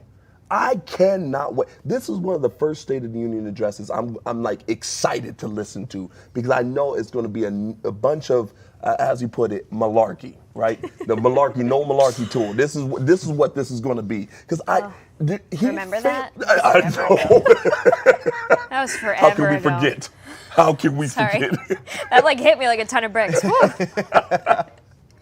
I mean, he has failed at everything when it comes to the southern border, when it comes to foreign policy. I mean, let's not forget Afghanistan. I wonder if he's going to bring these things up. He can't bring it up because it's going to make him look bad, but he has to talk about something. They I did think he say that actually they would might. mention Gotta talk inflation. about something. They said that he would say that. I think he will bring all these things up and be like, but we're winning, and it's Trump's fault, and it's conservatives' fault, or it's Russia's fault, and we're acting on it. I think they're going to actually bring all of those things up to spin the story. They were all successful. I mean, they said the Afghanistan departure was successful on their part. And what you said about the handing the Russia list, this is a repeated pattern, because you remember when they handed over the information on individuals that were over in Afghanistan to the Taliban. They're like, here's our interpreters and here's our high-level people that are over there right now. Don't attack Please them. allow them to get through the checkpoints. Please don't blow them up. And then remember when he Please called, let them through. remember he called China about this whole Russia-Ukraine situation too? Oh, he And then China didn't just gave think it to China was them. just going to turn around to Putin. Yeah. Good Hey, Lord. Byron here. Wait, so now here's the question. What do you guys think about this? I have a lot of people in my little circle. I don't communicate much, but in my little circle, the question is now, this doesn't look like multiple similar accidents. Like at some point you have to ask, when is it intentional?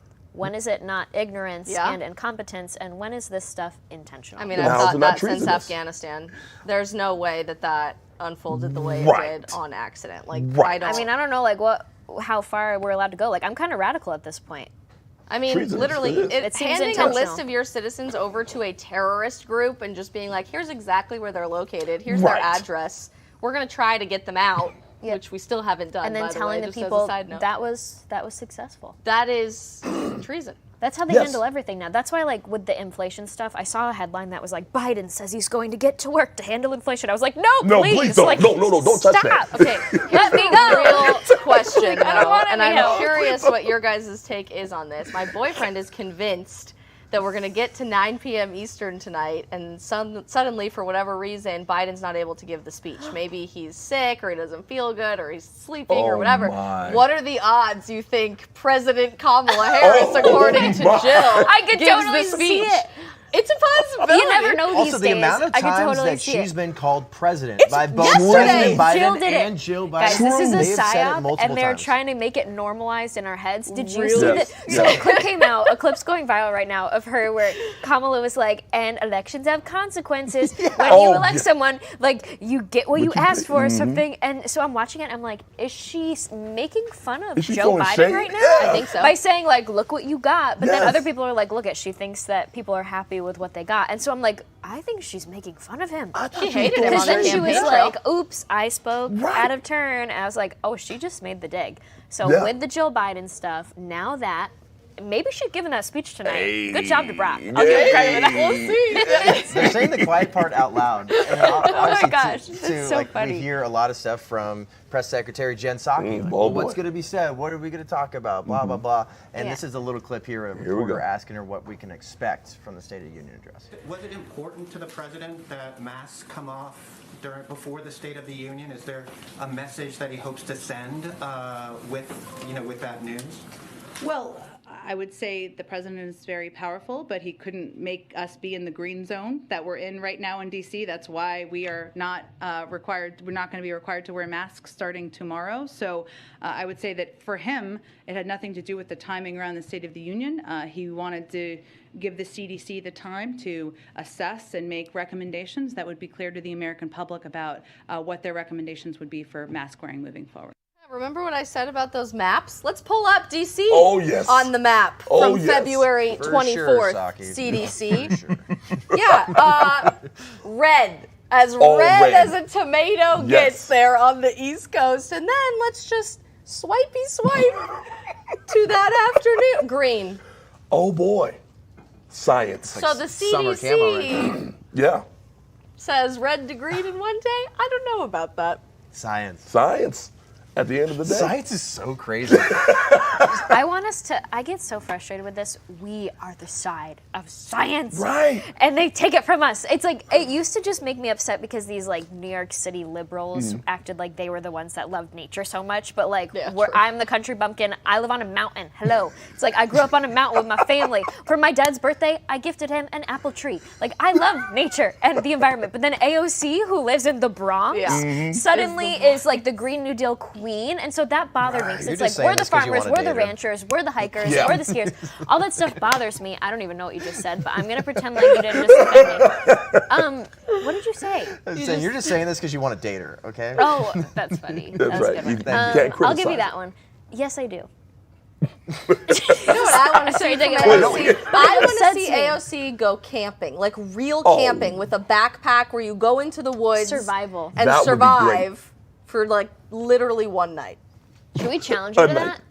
Survivor challenge. with Congresswoman AOC. That'd be fantastic. She should go on Bear Grylls show with that's famous super fake. people. He's like Yeah, but even fake. that, I don't think she can probably get there. I think It's No. called Running Wild. Great show where he takes people into nature and gives them challenges and sees how they handle it. We should just, for funsies, like a debate invite, but instead we invite go her camping. for a survival challenge, and we say the winner gets to handle environmental policy. Could you imagine like John Kerry, Congresswoman AOC, like all those John people? day on the farm. See John Kerry Oh, sleeping goodness. on the ground. No. Can you Man see like doesn't her even fly milking a commercial, cow? Oh my okay? gosh, she would probably. If you like, they think that you're like raping a cow when you milk a cow. Yeah. Because the cow You isn't didn't get consenting. consent. Yes. Yeah, that's And a thing. so- Who's saying that? The left. The left. John, you're so behind the times. Okay, I don't catch keep up with the catch cows. up. I'm This so is about sorry. hashtag Me Too. Okay. Keeping up with the cows And so better they than think the cows Kardashians. can't Way consent. better. Like, imagine if we just invited her to like a day on the farm, like stuff like that. That would be quite That'd interesting. be fun. Interesting. Bridging the I gap. would be happy about that. I'm not gonna lie. Bipartisan milking. Yes. Well, I'm the gonna get good kicked off of news is this they will be able to survive not just climate disaster, but also apparently nuclear meltdown now because they followed all of the rules. I'll tell you what, she's not With invited to COVID. my homestead. Oh. No. AOC. No. She's not invited. Well, she I probably just wouldn't can't want to believe- go being vaccinated and triple masking during nuclear meltdown Hey, the anyway. people in the True. cities are going down anyway. She's probably not going to make it out. Is that bad to say? No, it's probably Live true. in rural If we do America. get nuked, Live in the country. New York, sorry, like chances are you're coastal.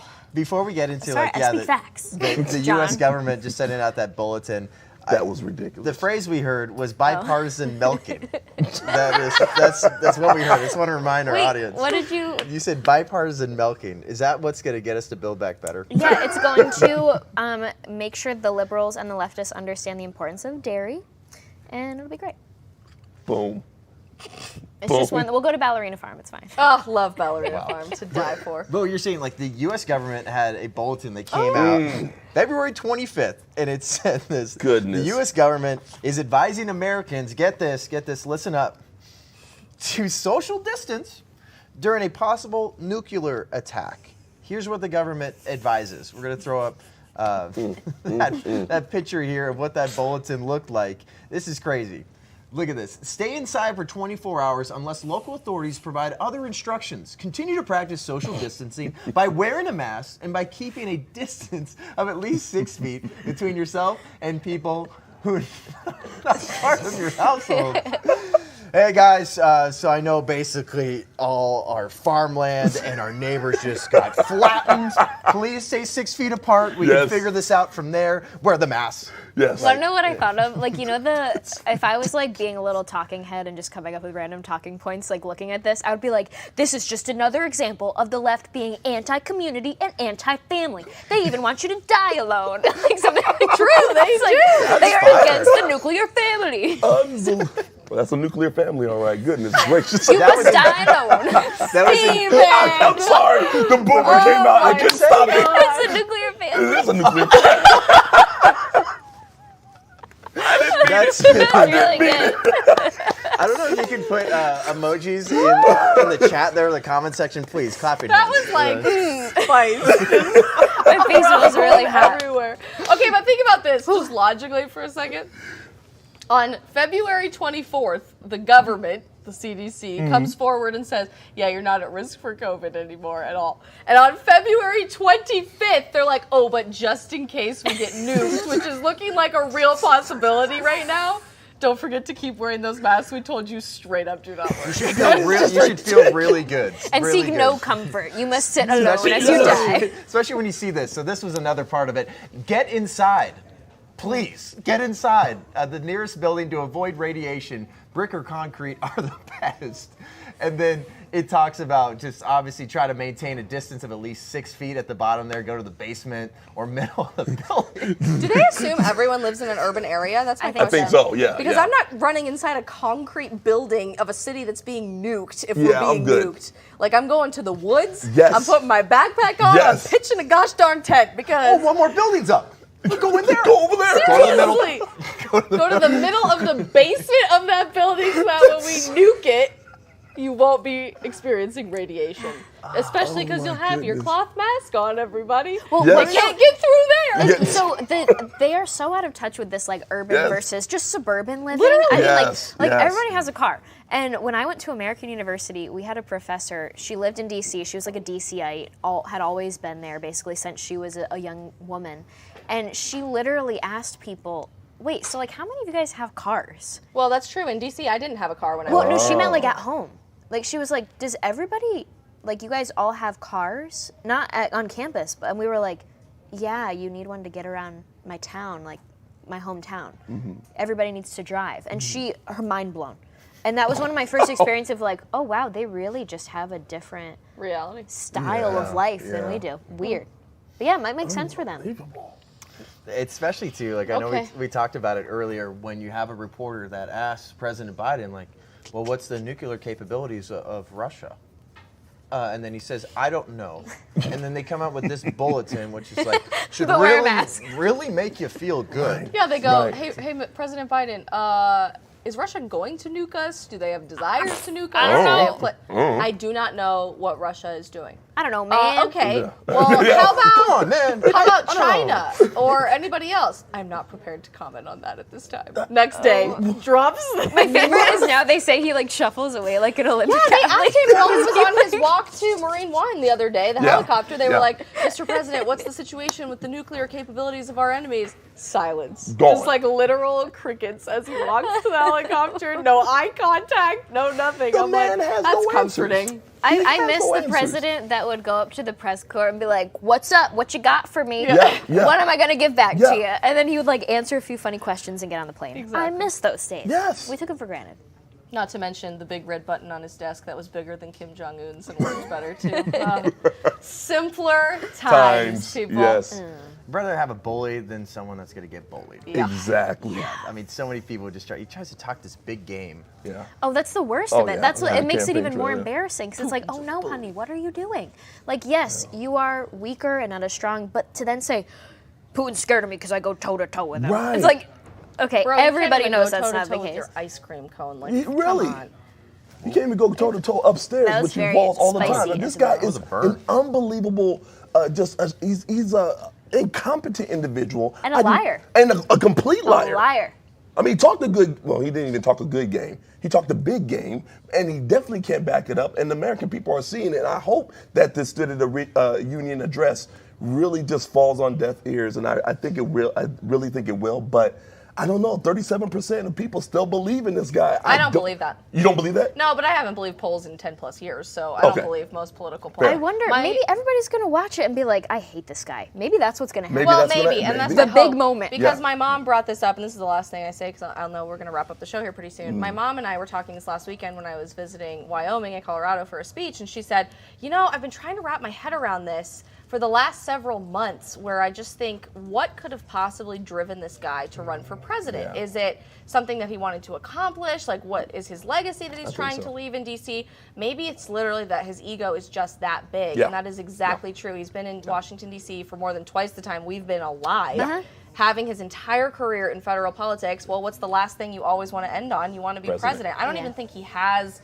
a goal as president. I don't think he has a game plan. I don't even think he wants to necessarily leave a legacy. He just wants to call himself president of the United States, which should tell you everything you need to know. Or with that, can I say it? Maybe he was put in there, John. Maybe he was put in there to accomplish some goals. And he's accomplished those goals. Can I say it? I said it. Say it. A lot of really good puns today. That was great. I hope you wrote those down. You can tell your friends later, or get a good laugh out of your mom and dad. You'll hit it out of the park. This has been a great show, though. We will see you guys tomorrow. State of the Union address tonight.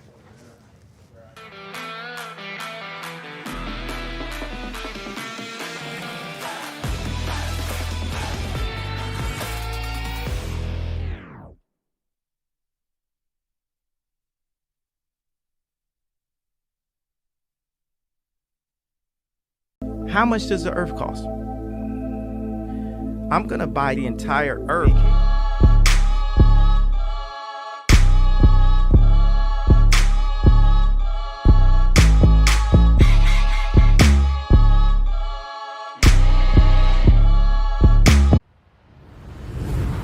Ladies and gentlemen, welcome aboard today's edition of Human Events Daily, powered by Turning Point USA. Today's top headlines: Ukraine invasion. We're going to give you a day 5 update on what's going on in Russia, what's going on in Ukraine, and whether or not NATO will be getting involved. Next, a flashback. Russian President Putin was found funding green groups to discredit natural gas fracking. Interesting. Number 3, a January 6 rioter has committed suicide while awaiting sentencing. We're going to talk about this. And then finally, Governor DeSantis will not, I repeat, not be sending the Florida National Guard troops to D.C. for the State of the Union tonight. All this and more ahead. Human Events Daily.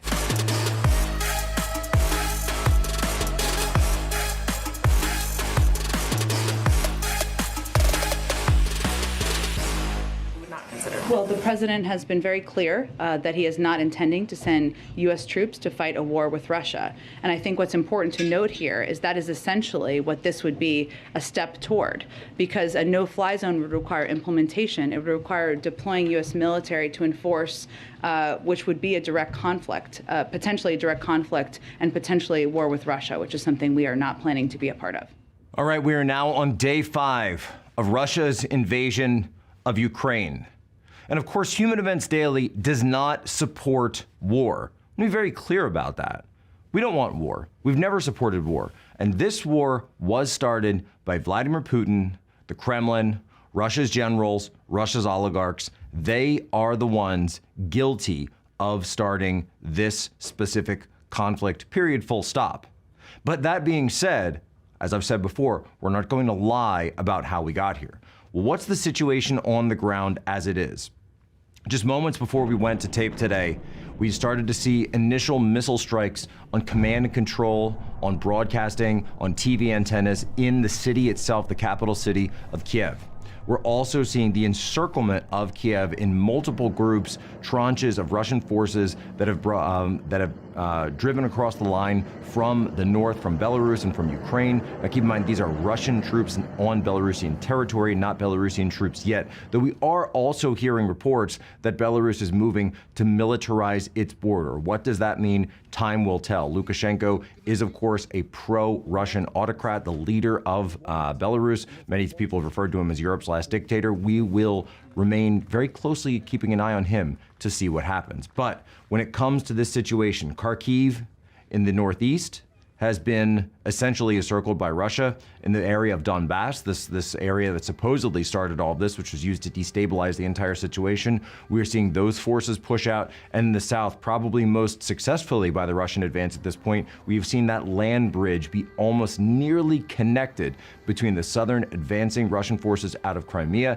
as well as Russian forces pushing out and Russia-backed separatists on the city of Mariupol, right in between this area between where Crimea and the Donbass would meet, really on the port city of Mariupol. We're also hearing President Zelensky, the Ukrainian side, right, has called for Europe and NATO to impose a no-fly zone on Ukraine. We're also hearing reports of Ukrainian legislatures calling for NATO jets to be sent from Slovakia, from Poland, from Bulgaria, from other countries to aid in the fight. However, that would be a massive escalation of the situation, massive escalation, and would be an actual NATO commitment to an active war on Russia.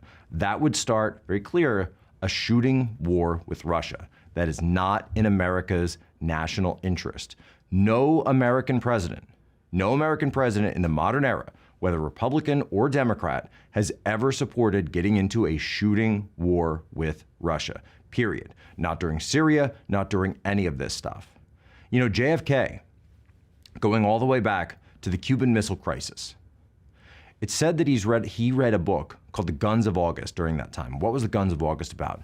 It was about those initial steps in the weeks, the very few weeks of August 1914, the beginning of World War I. The steps that were taken by those leaders, by the Tsar, by the Kaiser, by the King of England, that led to that war beginning. And it said that he read that book and he realized that the leaders thought they were making the right call, but they were wrapped up in their emotions and they were wrapped up in their own self-righteousness and self-belief, that if they escalated things quickly, that they would be in for a short war and they would come home with a quick victory. Yet that didn't happen, and they were bogged down in the quagmire and the trench warfare and the absolute disgusting brutality that was World War I.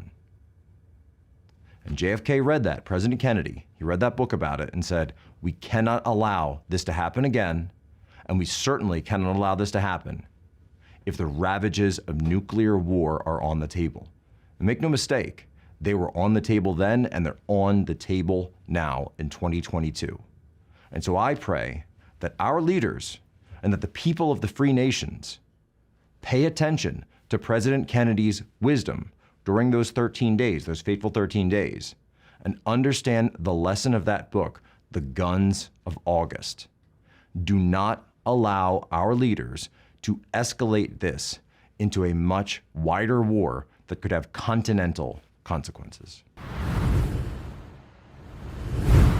In 2011, in November 2011, I actually sat next to Vladimir Putin at a conference in which he made precisely that point. It was the first time that he had actually done so to a group of American journalists and experts who were brought to something called the Valdai Discussion Club.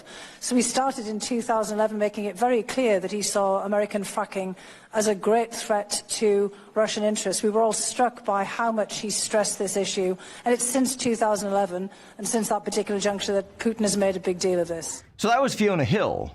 Fiona Hill is no Trump supporter. She's no conservative, right? She's someone that's on this neocon, neoliberal spectrum. She comes from the Brookings Institute, which is not exactly known as a bastion of conservatism, right?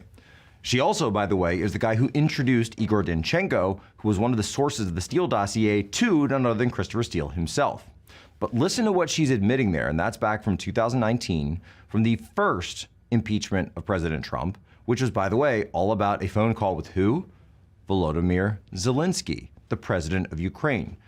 Isn't it interesting, by the way? Can we just take a step back and say, why is it that all of a sudden our government and our country was talking and so focused, so laser focused on these events that were taking place thousands of miles away? Why did that phone call lead our regime and our national security agencies, like the whistleblower, like Vindman, like so many others, and balloon up into an actual impeachment only the third impeachment that we've ever had as a country, as a nation, as a history of the United States, was all over a phone call to Zelensky that they didn't like. The powers that be didn't like this phone call. They didn't like what was said on this call.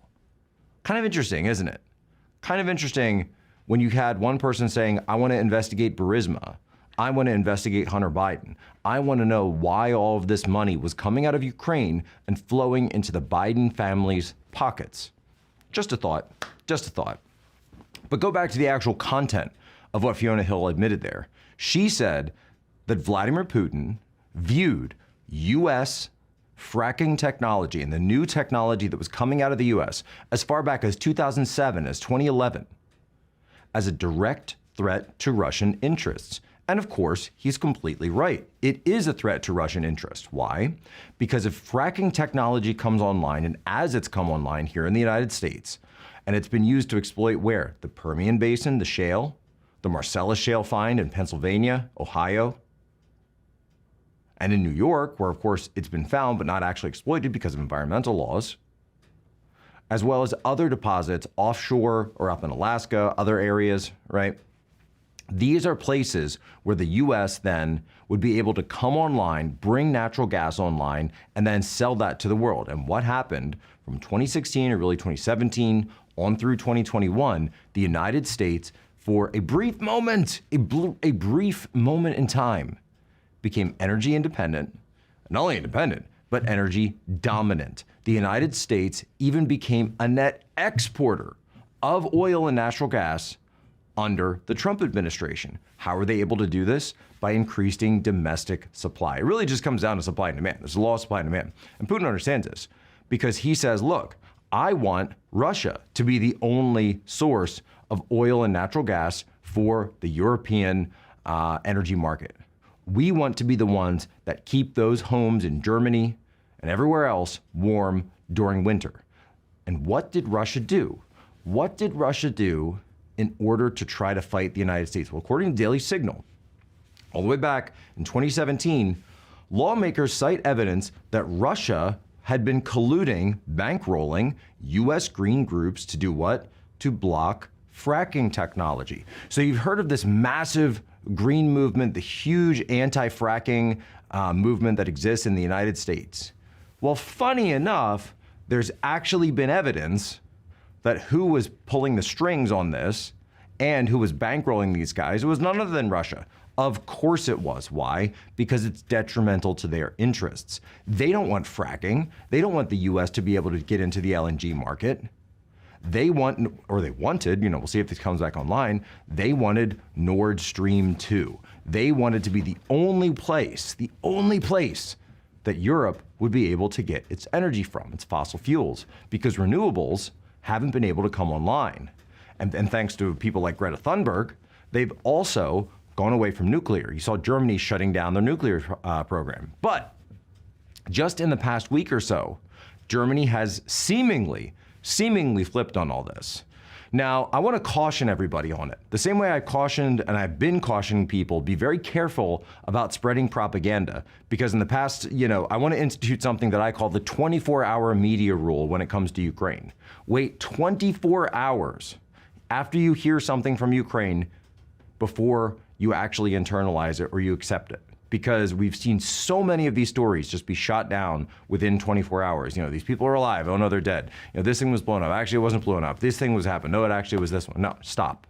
Just stop. And Germany, same idea.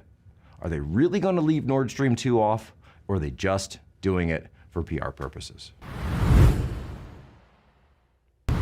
Well, with everything going on in the world today, we just did get done CPAC, hit a little bit of a flight issue on the way back, so we ended up having to drive with the whole family back up from Florida. Not so fun, but what was nice was that we had the MyPillows with us, with the Bible stories, the little kids, right? So they were able to have those the whole way back. We actually got to see Mike Lindell very quickly at CPAC.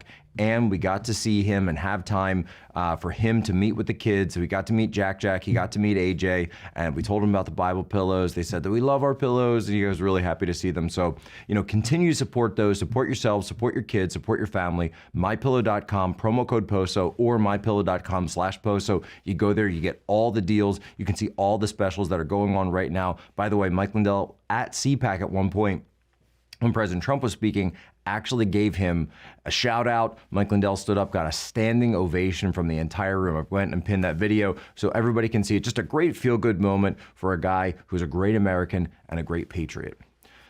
And since we are talking about things that are happening here at home, we have to remember that while the world and while the vast reaches of the globalist American empire are what brought us up to the doorstep of Russia, we have to remember what's going on here in the United States. We have to remember what's going on in our national capitals and even here in the West.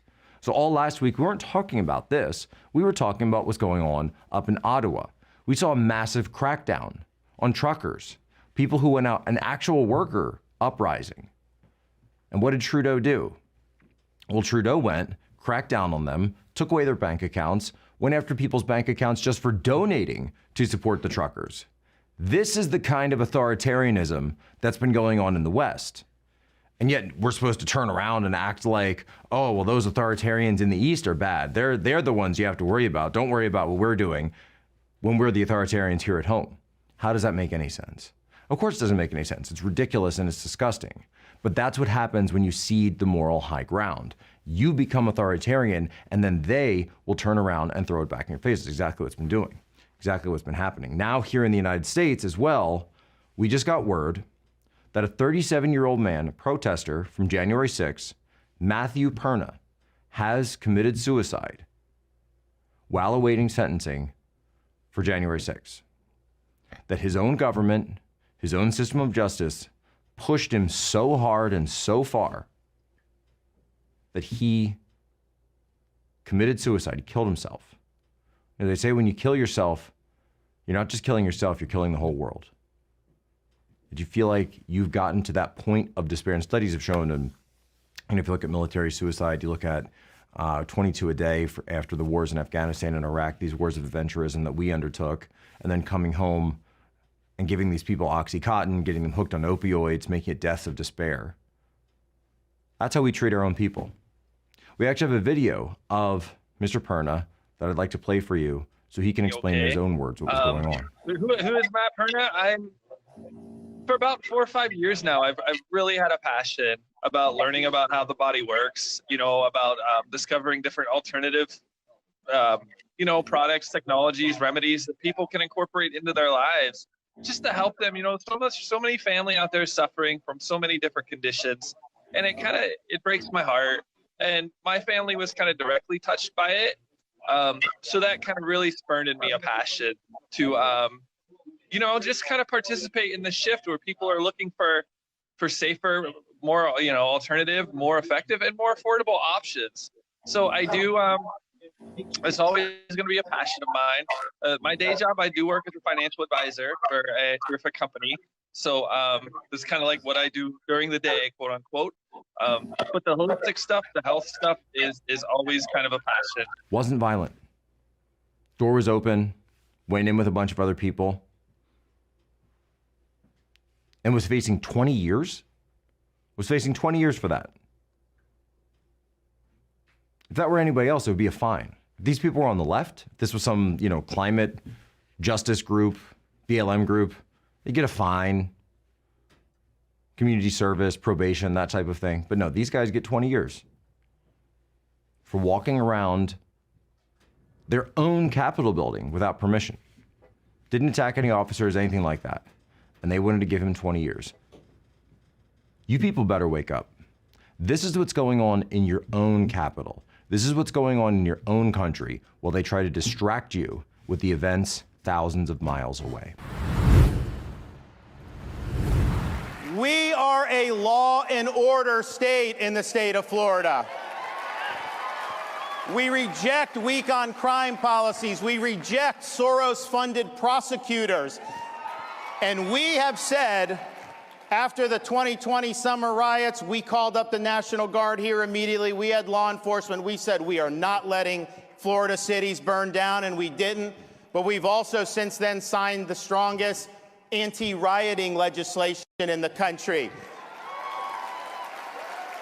which says we will not let local governments defund the men and women of law enforcement and put their citizens at risk.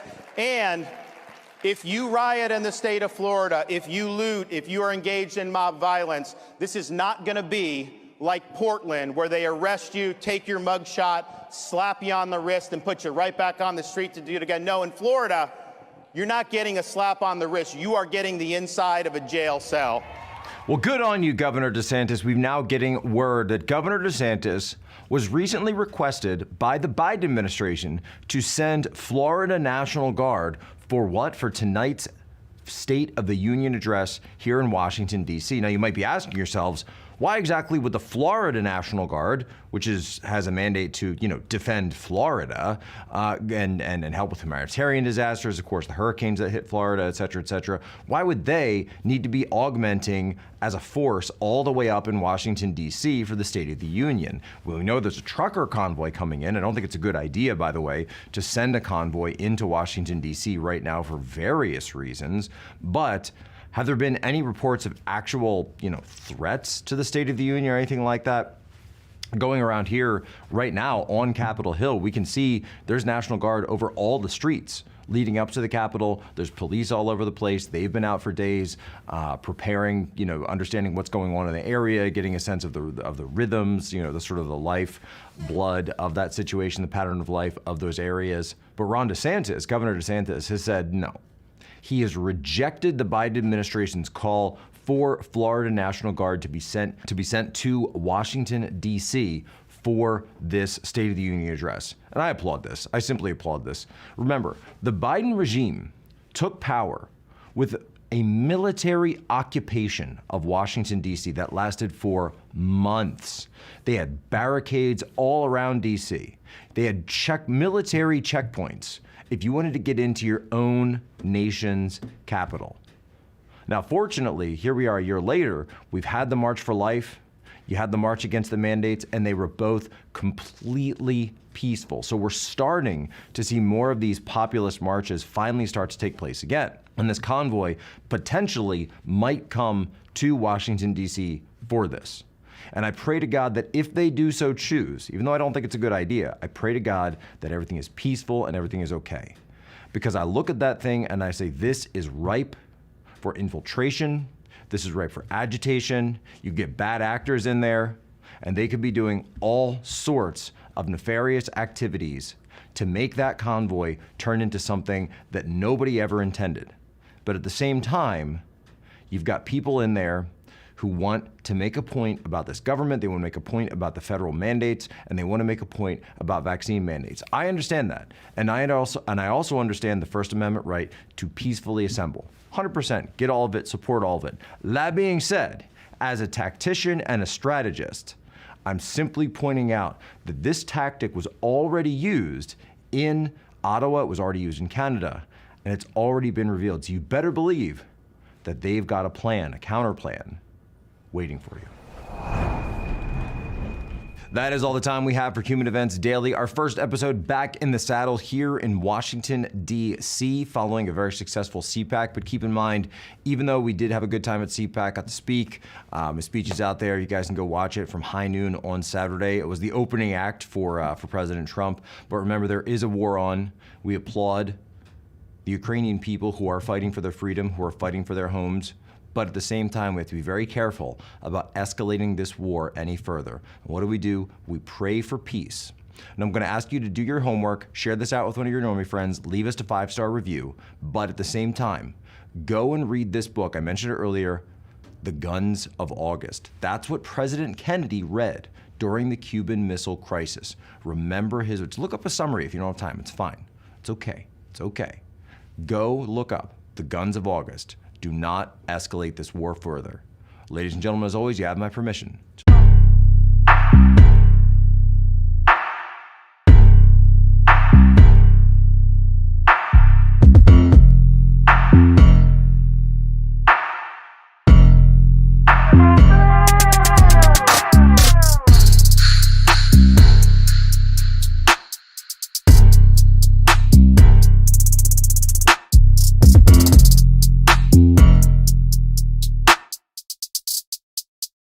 My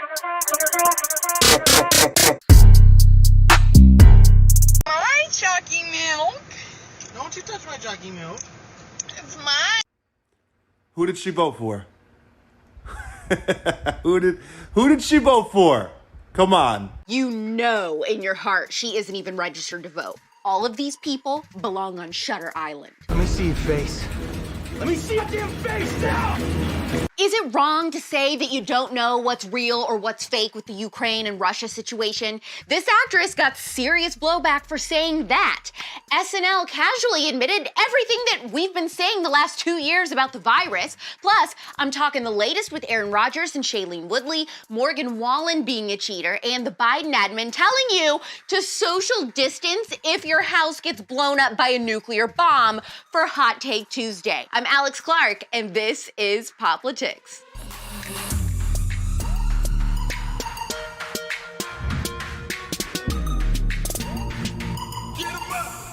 Dancing with the Stars alum Maxim Shermakovsky is actually in his native home of Ukraine now as things heat up with Russia. He's been posting live updates on things going on and didn't hold back his anger towards actress Kirstie Alley because she tweeted that she didn't know what was real or fake with the war, so she was going to refrain from commenting and pray instead. That seems fair.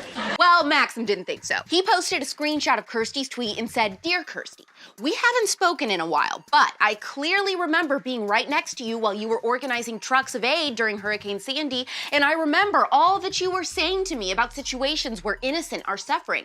That same energy is needed right now. No one needs your prayer if you don't know what's real or fake." Oh, you're overreacting. Look, I can't imagine being Max and being right in the middle of things in real time and how scary that would be. I also think he's completely twisting what Kirstie and many others for that matter are trying to say. No one is saying the war itself is fake, but there is a lot of fake news coming out about the war. Stories that are fake, fake pictures, fake videos, and of course, war propaganda is apparently immune from our fact checker friends in big tech. There's always a double standard.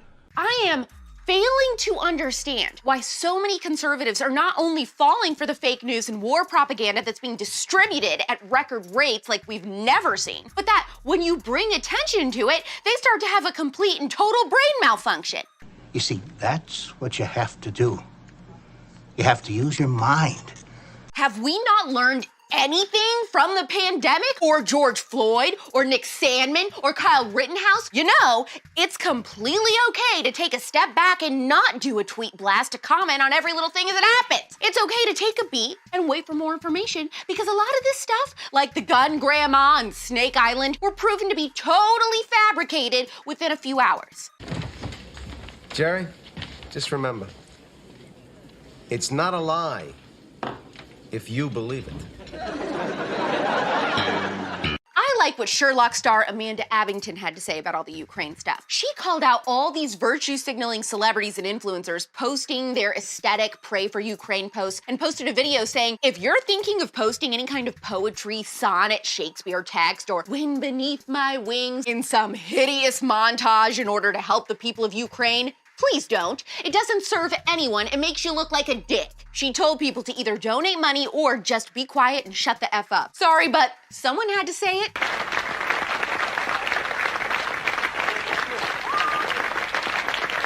Switching gears from the war, did you know the pandemic is completely over? Yep, just like that. I mean, when was the last time you heard people on the news talk about the big C? Not since all the Ukraine stuff happened. All that fake C news is now just old news. The magic man. Now you see me? Now you don't. Get ready to get really pissed off. SNL did a skit Saturday about friends going to dinner and discussing their thoughts on the virus and the juice and masks and all that. And basically what ends up happening is all these friends realize over dinner that masking for 2 years did nothing and that the juice didn't make much, if any, difference, and it was wrong for people to lose their jobs over it. Okay. Well, I think the biggest mistake the administration made was not providing more testing. But the UK had done tons of testing and had even more. The virus. Good. Well, at least Biden finally sent out all those tests over Christmas. You mean the 2 tests for a family of 8 that froze in the mail? Okay, well, at at least we have the CDC. I mean, they haven't always been perfect, but the science changed. How does science change? When I make a mistake at work, I don't get to say the science changed. At least we had outdoor dining. Oh, you mean when they built a smaller restaurant in the street? How is that outdoors?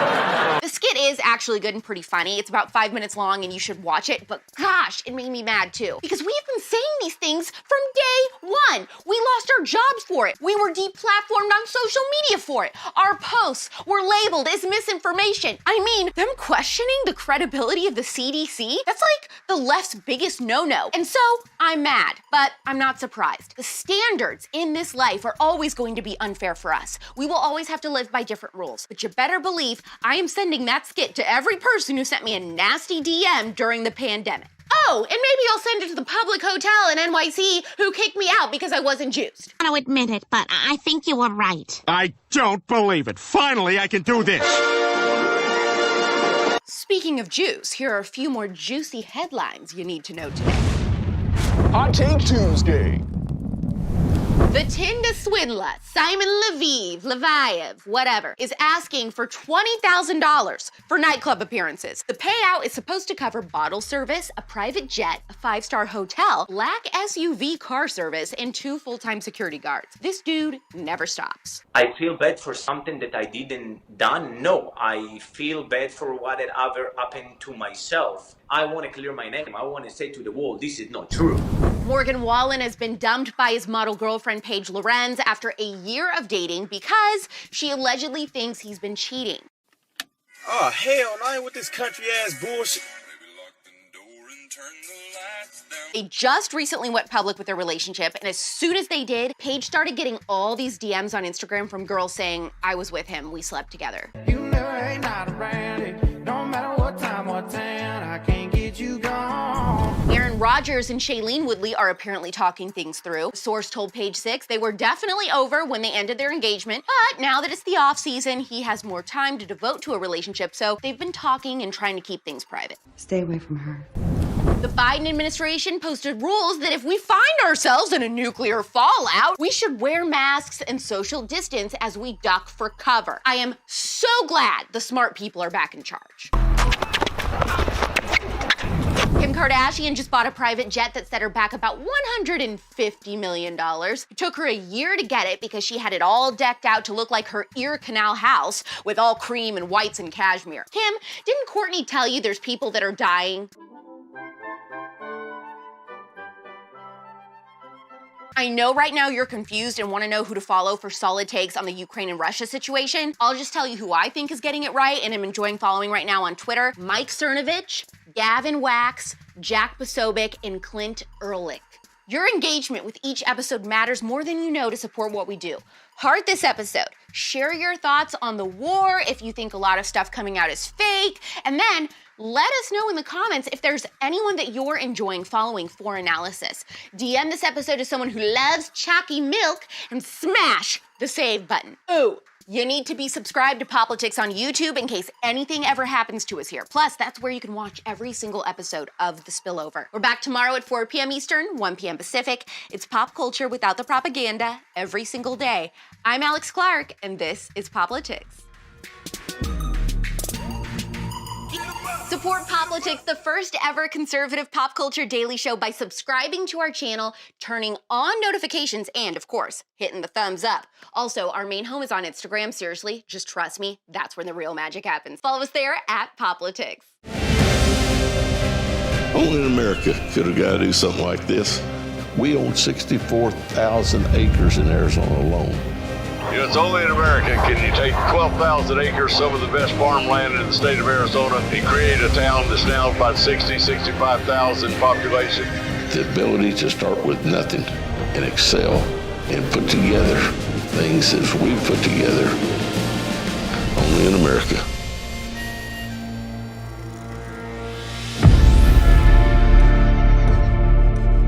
It set us apart in the whole industry. I mean, it established my company.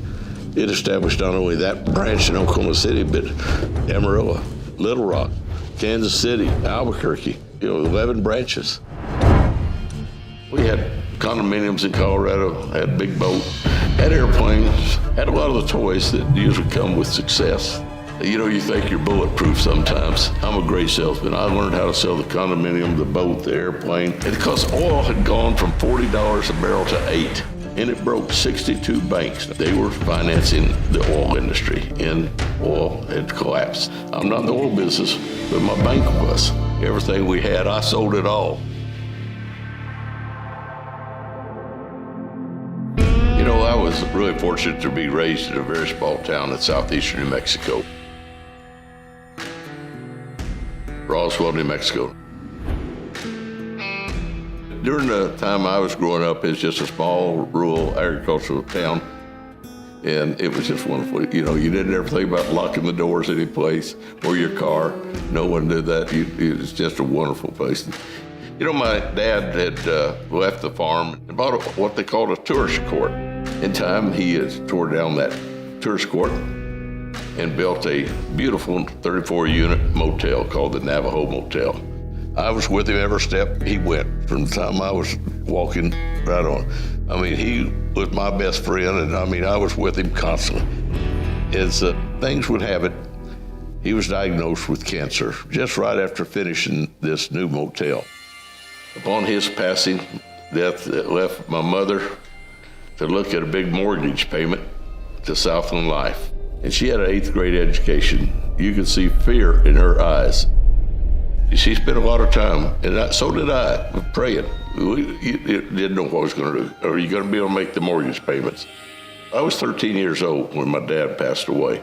And so, you know, I started working hard in the motel every day, every night when I was in school. I never was one that was the first one picked. In fact, I was usually not picked at all for any of the sports teams.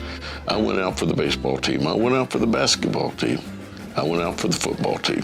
And I went into the locker room, and each year after I went in there, I'd see my name had been scratched off, and I was asked to turn my helmet, my shoulder pads in. The only team that I ever made was the swim team, and I was the last guy to ever make the team. Fortunately, I wound up setting some New Mexico State swim records, becoming in my senior year the captain of the team. I was dejected for a time. I was down in the dumps when I didn't make the team, but I wasn't going to let that define who I was. And really, as I got into the business world and started working hard and started getting success, that was the first time I ever really seemed to get recognition that I sought. Coming out of college, I did take a position with American Source Packing Company, and that was in Pueblo, Colorado. And, you know, I did everything. I did from buying cattle to working in the packing house. They were real good to me. I learned a lot, but I wanted to be in sales. I always wanted to be in sales. I wanted to be in a people business. I love people. I went to work for Merck, one of the great pharmaceutical companies. They told me they had an opening in East Texas. And I said, boy, that's great.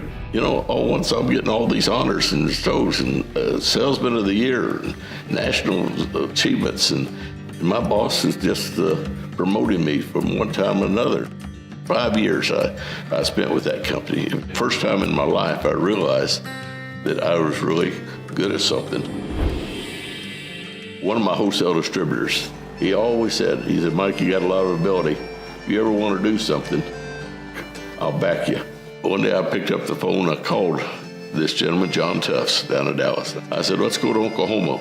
I want to be a wholesale distributor, just like you are in Dallas, but there needs to be a good wholesale distributor.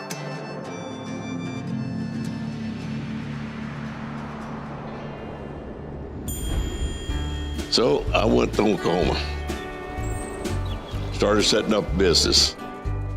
About that time, the Hess & Clark representative come in. He said, you know, Mike, we're coming out with our own brand of rat bait called Wharf Rat. And as an introductory offer, you buy 2 cases, you get a case free. We have 2 different package styles. I said, well, every time I buy 2 cases of these $12 case throw packs, I want to take my free goods in the 20 pack.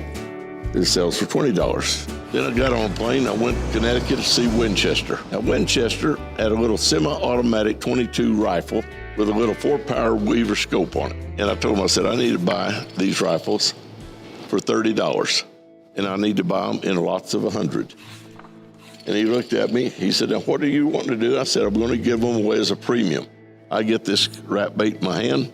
I get a rifle in the other hand. I start going out to the guys who wouldn't give me the time of day. The guys looked there and said, hey, what's the deal with the rifle? I said, I want you to buy 4 cases of these little throw packs and 2 cases of the 1 pound. That's $88. 6 cases of rat bait. And you're getting a Winchester rifle just like this, absolutely free.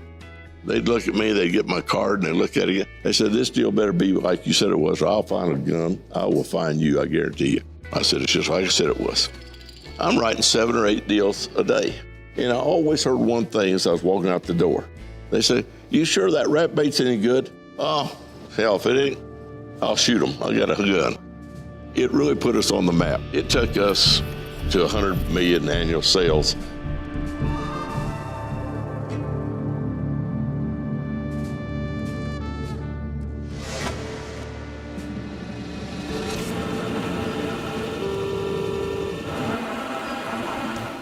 Reports from Geneva tonight that OPEC ministers seem to be making progress in their attempt to stop the free fall of oil prices.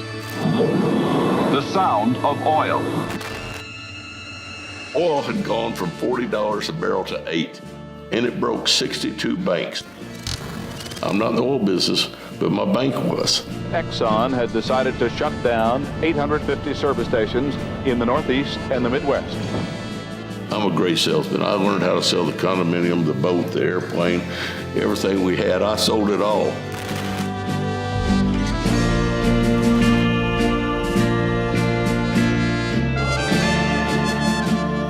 The FDIC, a young man with 26 years old with an MBA from the University of Chicago, was making my life miserable. And he said, you got to pay up your line of credit, and we've got all your accounts receivable and your inventory, and we're going to foreclose. I wound up and called my number 1 competitor. They were based out of London. And I talked to them, I said, you know, you guys always wanted to buy this business. You've tried for several years. I'm in a position now. I need to sell. And I sold.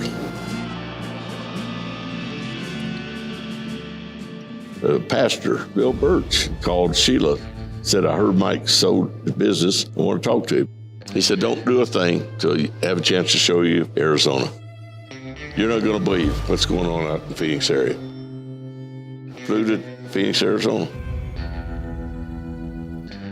You know, as we moved into Arizona, didn't have very much money at all. I must tell you, I lived in a rent house for 7 years. There was times I didn't have enough money to fill up the gas tank in the car. As we started putting real estate deals together, people that I'd become acquainted with in my business, they still believed in me. They believed in my character. They believed in my ability to make something happen. I gave part of my ownership to a guy named Monty Ortman. And we just put a piece of property in escrow, a former John Wayne ranch called El Dorado. Monty and I were pretty sold on the ranch. We felt like it had a lot of potential for future growth. And it was down in the area of the town of Maricopa. Maricopa had less than 500 people. We had no money whatsoever. And we knew we had some commission earned if we could put the money together to buy the El Dorado Ranch. And so we got that done. We put it together. I think totally our commission was less than $50,000 for putting together the ranch. And I said, Monty, what are we going to call our new company now that we've got the money put together? And he said, well, why don't we call it El Dorado Holdings? It's the only thing that we've got any interest in is the El Dorado Ranch, which was owned by John Wayne for about 42 years.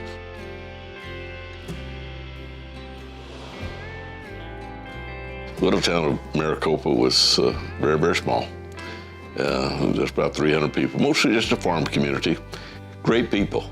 I mean, some of the greatest people in the world. So I started putting real estate deals together. The first thing I bought was the El Dorado Ranch. From that, I just started buying other land, putting other land around the 2 ranches together. And I started working on the access, the road that goes down through the little town.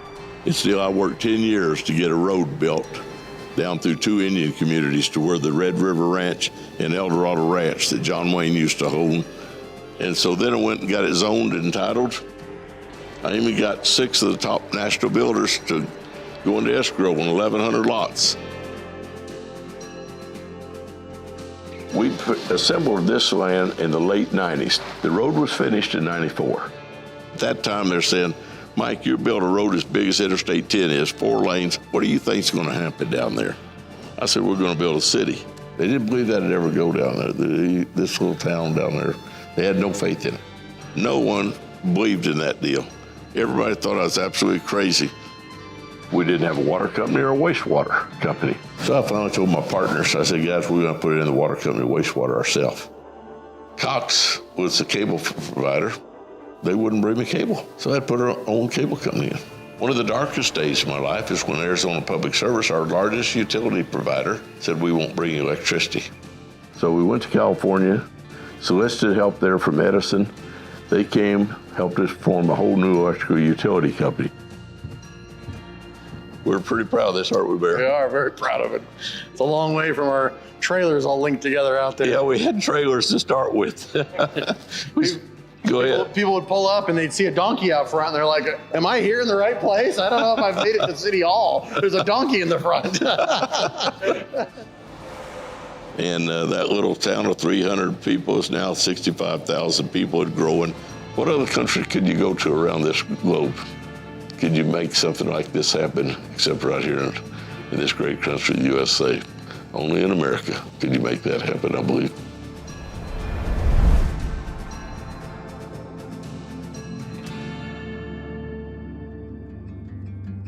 I never thought about writing a book, but Zig Ziglar, who did the foreword on this book, was one of the top speakers in the country all through the 80s and 90s. You wanted me to tell the story about the rat bait story. Of course, it talks a lot about things that I really believe in, the foundation of life, and it talks a lot about honesty, integrity. It talks about your faith.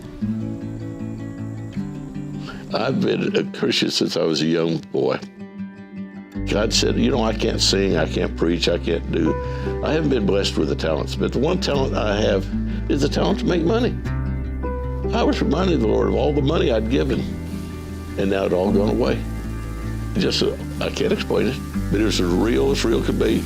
It's like audible sound. Mike, I don't need your money, I need you. The scripture says those who seek money and money alone will never be satisfied with money.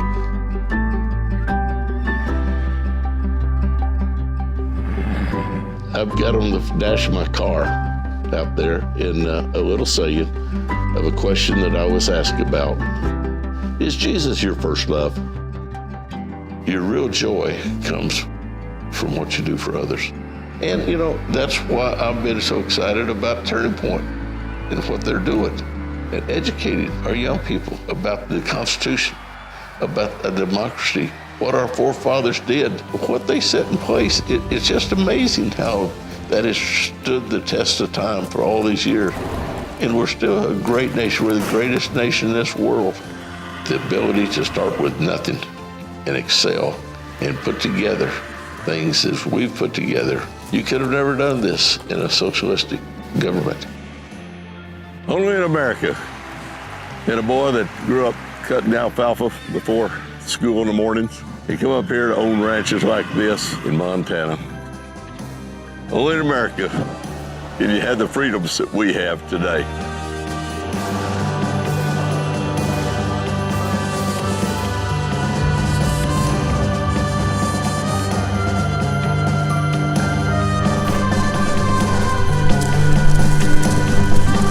Remember, this is my country and I'm gonna do good for it. Only in America.